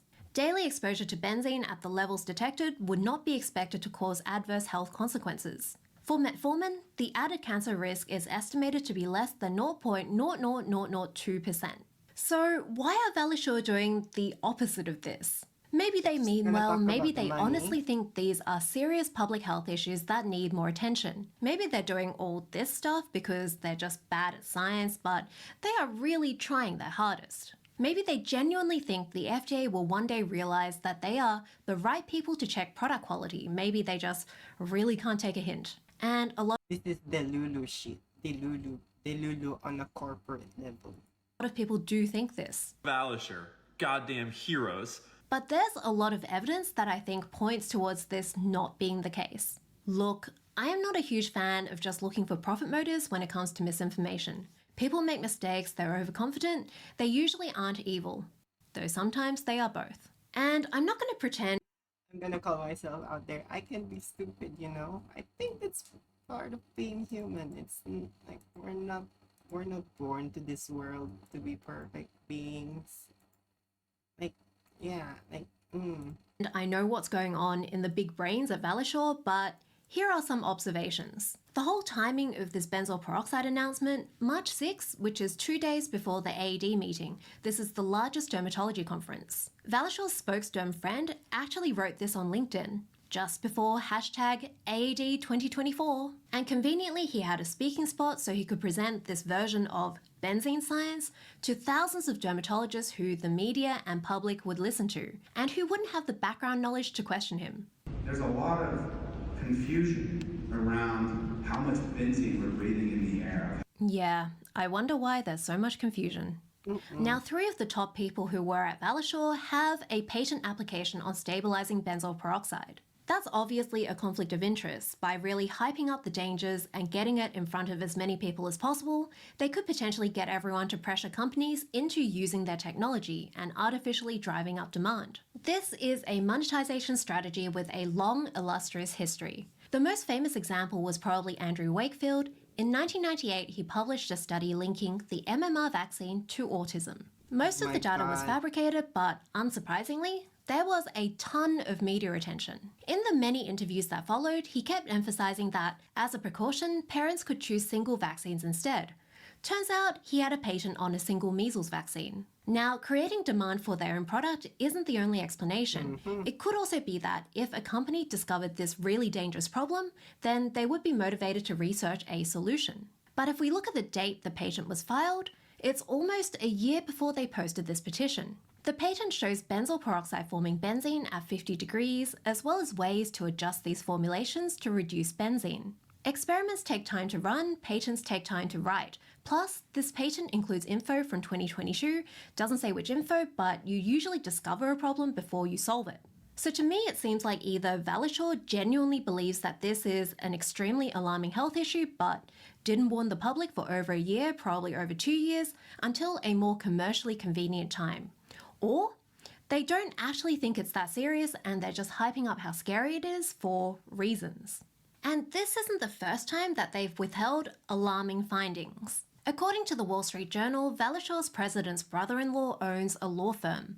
They filed class action suits about Zantac on the same day as Valishaw's announcement in 2019. And this is linked to one of their earliest unrealistic, realistic conditions, which seems to be like one of Valishaw's core personality traits. They co-authored this study that supposedly showed Zantac could produce NDMA in the stomach, and this was used in a whole bunch of lawsuits. That's another interesting Wakefield parallel. He was hired by a class action lawyer to run his study, but the stomach conditions that Valishaw used had 70 to 88,000 times as much nitrite as you would find in an actual person's stomach. Nitrite speeds up NDMA formation. When the FDA replicated this, they found that nothing happened until 50 times the normal nitrite. And this quote from Valishaw's co-founder really sums up how they come across for me. Independent studies, even if flawed, you don't say, that support our findings are useful.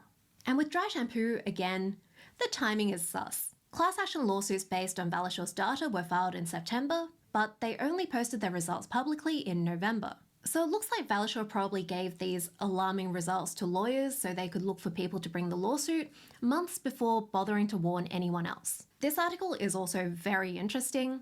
Unilever are getting sued over benzene in their dry shampoo, and in their court filing they say Valishaw sent it a proposed agreement to pay Valishaw.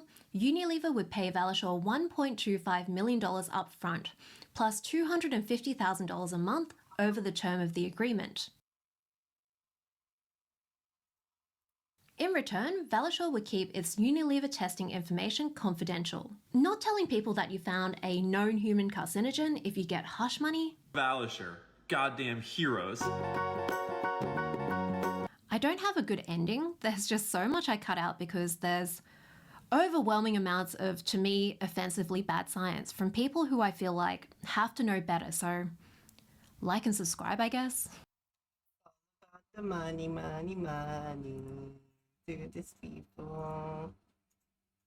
Mm.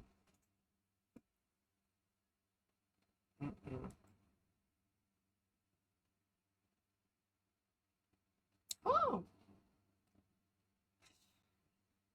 I keep on watching this crap, like fake gurus and all that shit.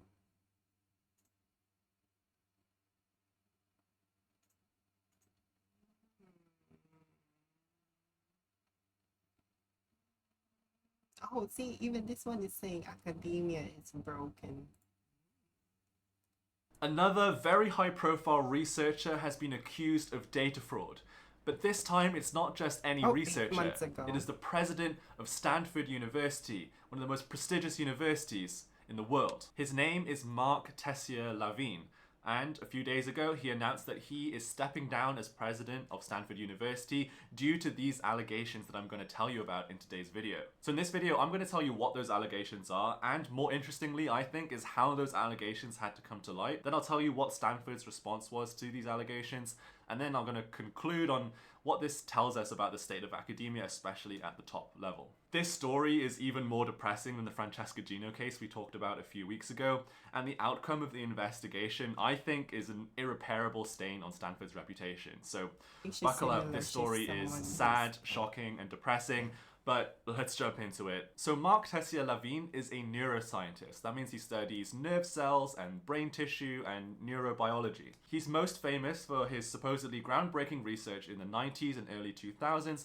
that discovered how the brain develops, how neurons develop, which apparently has big implications for Alzheimer's disease. So through this groundbreaking research into neuroscience, apparently a whole subfield of neuroscience study was developed, and through many years, many promotions, being put in charge of many different research labs, he's managed to work his way all the way up the academic ladder to being in one of the most prestigious positions in all of academia, president of Stanford University. And in addition to being president of the university, he's also on the board of directors for several neuroscience-based medical research companies. He's become a very influential person, not only in the world of neuroscience, but in academia in general. And so politics.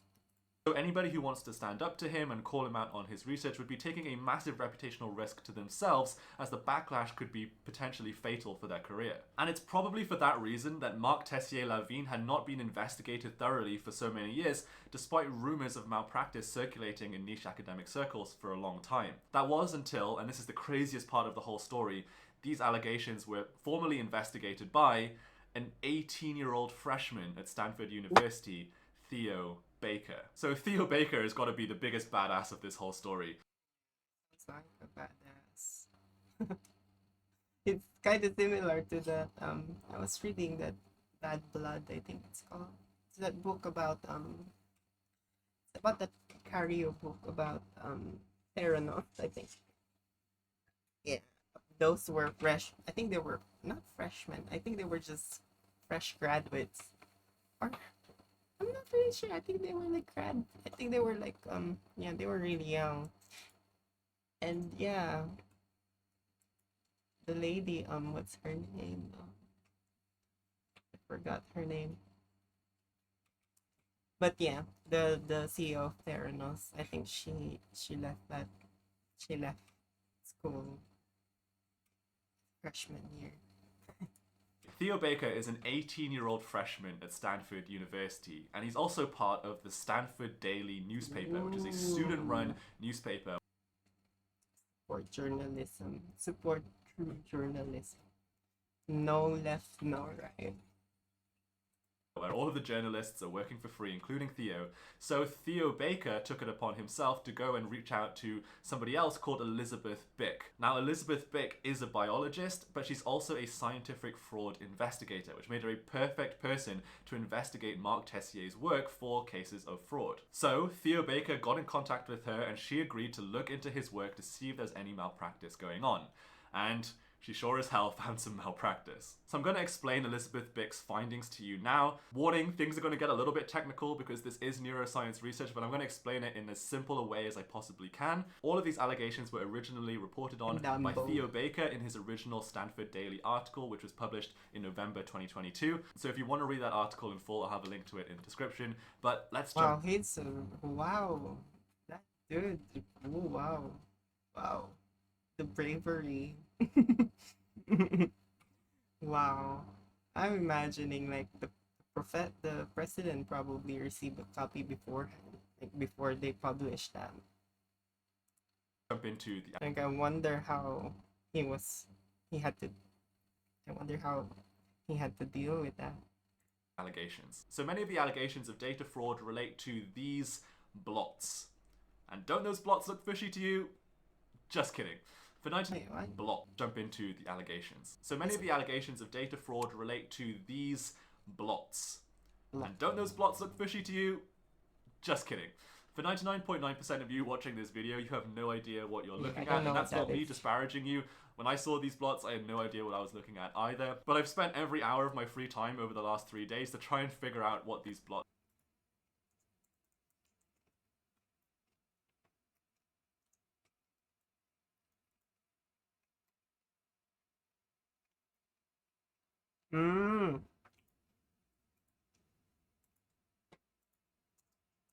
Plot in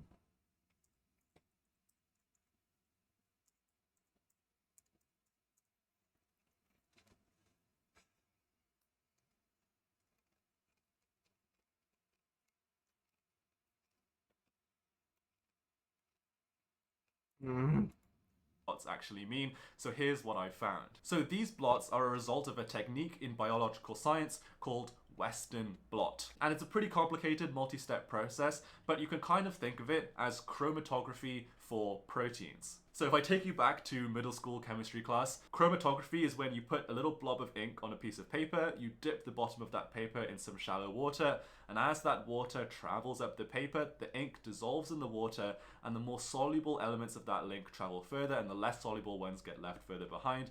And as a result, you get this beautiful pattern where all the different components of the ink are separated by solubility, which allows you to see what the different components of the ink actually are. In the case of Western blot, they're basically doing the same thing, but for proteins. So in the case of Marc Tessier-Lavigne's research, he's taking a little bit of mouse neuron, maybe sliced up a little bit of brain or something, dissolved it in a solution, put it into one of these machines, and what happens is that as the solution trickles down the membrane of the machine, the heavier proteins get left at the top and the lighter proteins filter down to the bottom, which allows you to see all the different proteins that exist in that solution. And what Marc Tessier-Lavigne is testing for are specific proteins in this solution in order to prove his hypothesis. And at a very high level, the way that you read these blots is that the thicker and darker the blots are, the higher the concentration of the protein. And if there's no line at all, that means that that protein isn't present in your sample. So that is a very high level explanation for how Western blot works. If you want a more in-depth explanation, I highly... So thick blot.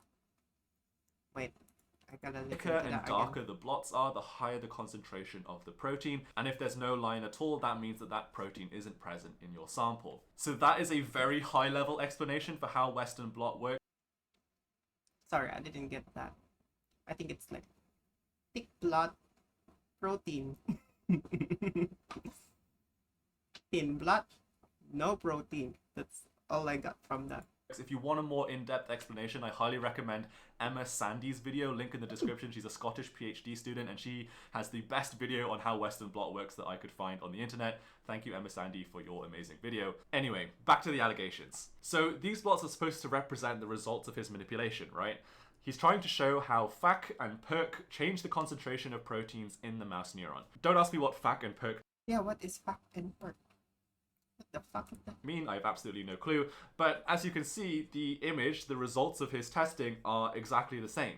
And now you know that this is a kind of protein chromatography. It seems pretty unlikely that you would get exactly the same pattern of lines with two different manipulations. It's not just unlikely, in fact, it is impossible for that to be the case. So clearly, at the very least, there's been some false reporting here as to the results of their study. That could be an accident just when they were putting the paper together, but nevertheless, it's sloppy and should have been called out. So this blot manipulation was taken from a 2008 study from MPK dependent adhesion system downstream of the white uses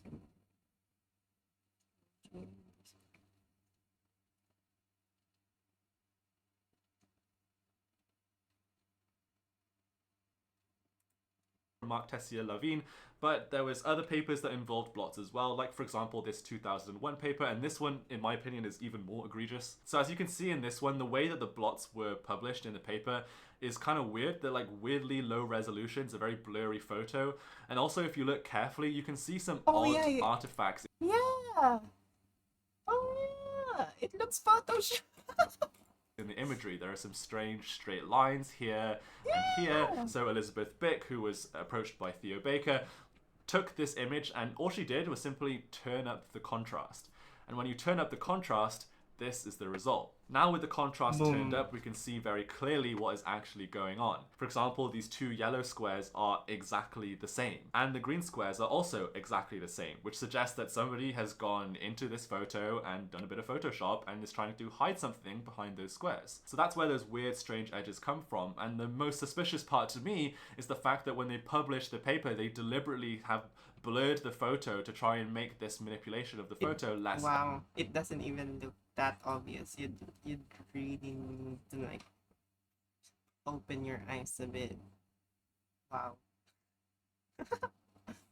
Obvious, and they didn't He's evil. declare it anywhere in the original paper. Now, Stanford University came forward and put out a statement saying that these mistakes do not affect the results or the interpretation of the results in the study. That's kind of not very reassuring to me as somebody who wants to trust in this kind of research, right? There's clearly been some effort here to manipulate the results, to mislead the people reading the paper. If it doesn't affect the results, that's fine, but it should be declared in the paper if that's the case. Why is there all this kind of suspicious behind the scenes manipulation trying to trick people into thinking that this is the original photo when it's clearly not? Not very convincing to me. A very similar situation with these ink blots as well. These are taken from the same 2001 paper. As you can see, the photo is very blurry. Elizabeth Bick turns up the contrast. This is the result. If you look at the top right, the blue rectangle on the left is the same as the blue rectangle on the right, except that the one on the right has been flipped upside down, and the red rectangles are literally exactly the same. So again,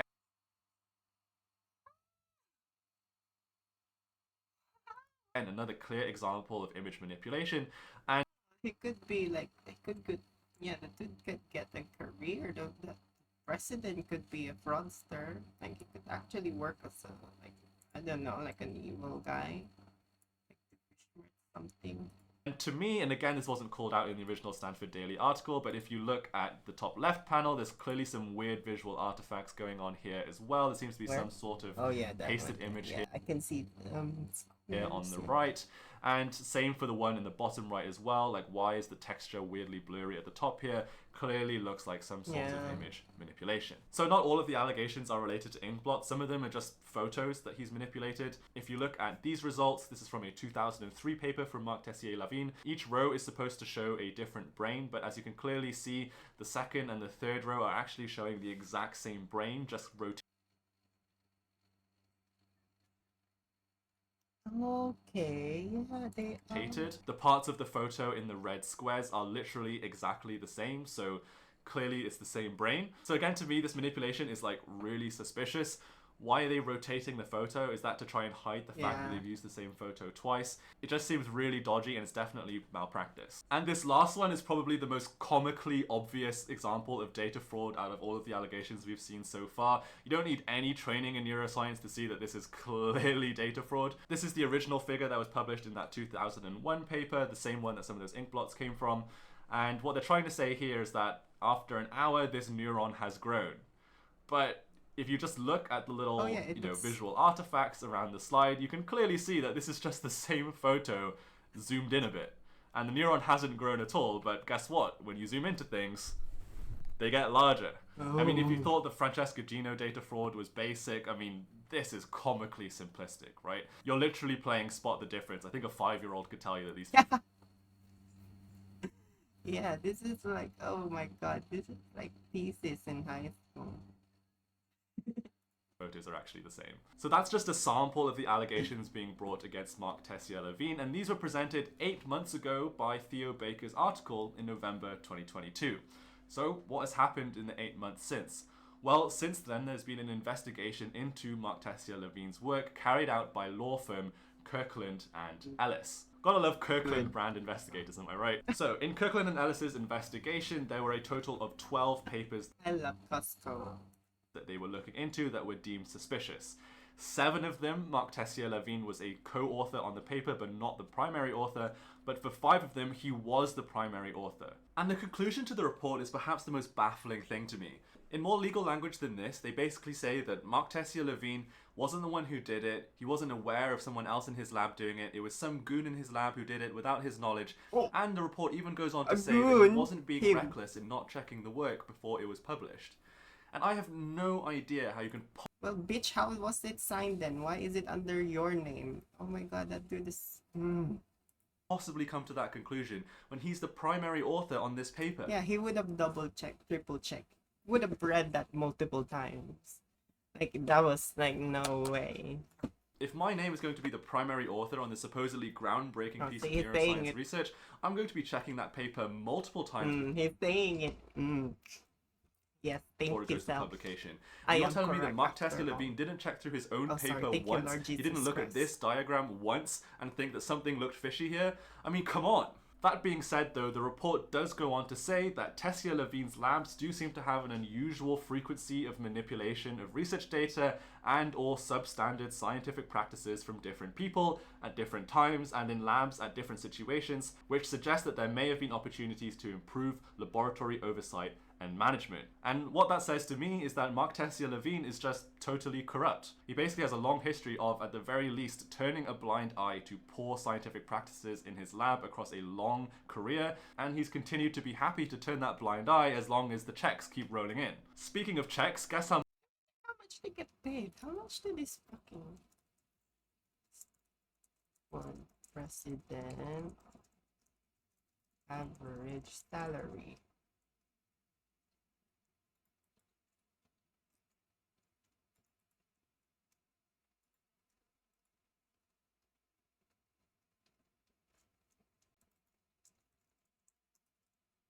Is Stanford like, what do they call that? Ivy League. That's it. Oh my god, let's get started. I'm lazy to... Oh wow, 3 million. Ooh. It's a lot. Wow. That shows. Wait. Face paint. Okay. Too lazy to read. How much Mark Tessier Levine makes per year. According to research by the Stanford Daily, in 2021 he earned 1.5 million in his role for being president of Stanford, and an additional $700,000 for being on the board of directors for Regeneron, one of his biotech medical research companies. 2.2 million per year. I take that. It's pretty good. Yeah, Doesn't I hurt. wish I had So that. as you can see, turning a blind eye to poor research practices in your lab pays pretty nice. But here's the part that pains me the most. So because the Kirkland and Ellis investigation concluded that he wasn't aware and didn't do the manipulation himself, he wasn't forced to resign by Stanford. Instead, he's voluntarily stepped down, saying that the president... He should go to jail, honestly. That's terrible. Like, you should go to jail for at least like 60 days or something. of Stanford... I'm not a judge though, so... shouldn't have these kind of conversations around them. It's not good for the university. So he's stepping down as president, but he wasn't even fired by the board. Instead, he's going to continue being a faculty member of Stanford University and still continue to be allowed to run his labs. And I don't know how Stanford can hold their head up high as a legitimate scientific institution when they're letting somebody who has a clear track record of letting their labs have poor research practices continue to run a lab even after all of this comes to light. They're basically letting a guy who's proven to be corrupt continue to run corrupt labs and produce poor results. Like, it's absolutely baffling to me that this guy isn't fired. And not only is he allowed to continue running his lab, but as far as I can tell, he is still on the board of directors for Regeneron, making that very healthy $700,000 a year. So at the end of the Francesca Gino video I did last month, I had a sympathetic note for Francesca Gino, but absolutely no sympathy for you, Mark. You seem to be doing just fine despite all of these allegations. So what are my closing thoughts? In addition to all the points that we already made in the Francesca Gino video about the publish or perish culture that academia seems to breed, this also reveals something new, which is the fact that harder sciences are also just as open to fraud as the soft sciences, like behavior. Yeah, you'd think they're the ones that are like, if you actually notice, like, yeah, they're the ones who have rigorous processes when it comes to like peer reviews, scholar articles. I mean, yeah, it makes sense as to why, because you don't want to be risking people's lives, but he's making so much of a point there. Behavioral science. That was one of the most common comments I got in the Francesca Gino video, people saying that this thing wouldn't happen in a hard science. This is neuroscience, medical science, and here we are looking at data fraud at a very high status level. Just because something creative has physical evidence doesn't mean that fraud isn't possible. It's certainly possible. And this should also silence any of the academics who were claiming that the Francesca Gino video was a win. Not only was Mark Tessier Levine not called out by the standard peer review process, but he had to be called out 20 years later by an 18-year-old freshman at his local university newspaper. You know, full thumbs up to him. Big thumbs up. Props to Theo for being extremely courageous and bringing this story forward, but it's absolutely ridiculous that he had to do that. Like, this should have been caught years ago by the academic system, and it simply wasn't. But what do you think of Mark Tessier Levine's story? Do you think my conclusions are fair or not? Let me know in the comments below. I promise you guys I'm going to be making more uplifting videos in a few weeks. I already have done an interview with an amazing behavioral scientist who I think is doing incredible, robust, positive work that's helping the world. So stay tuned for that. Subscribe if you want to get that positive content. But for now, it's just all scandal. And that's it. And I'm gonna be doing some reading about this Western blog. Wondering how that works. But yeah, I think that's gonna be it for today for myself and whoever's watching. I don't know if people are watching, but thank you so much. Have a good day.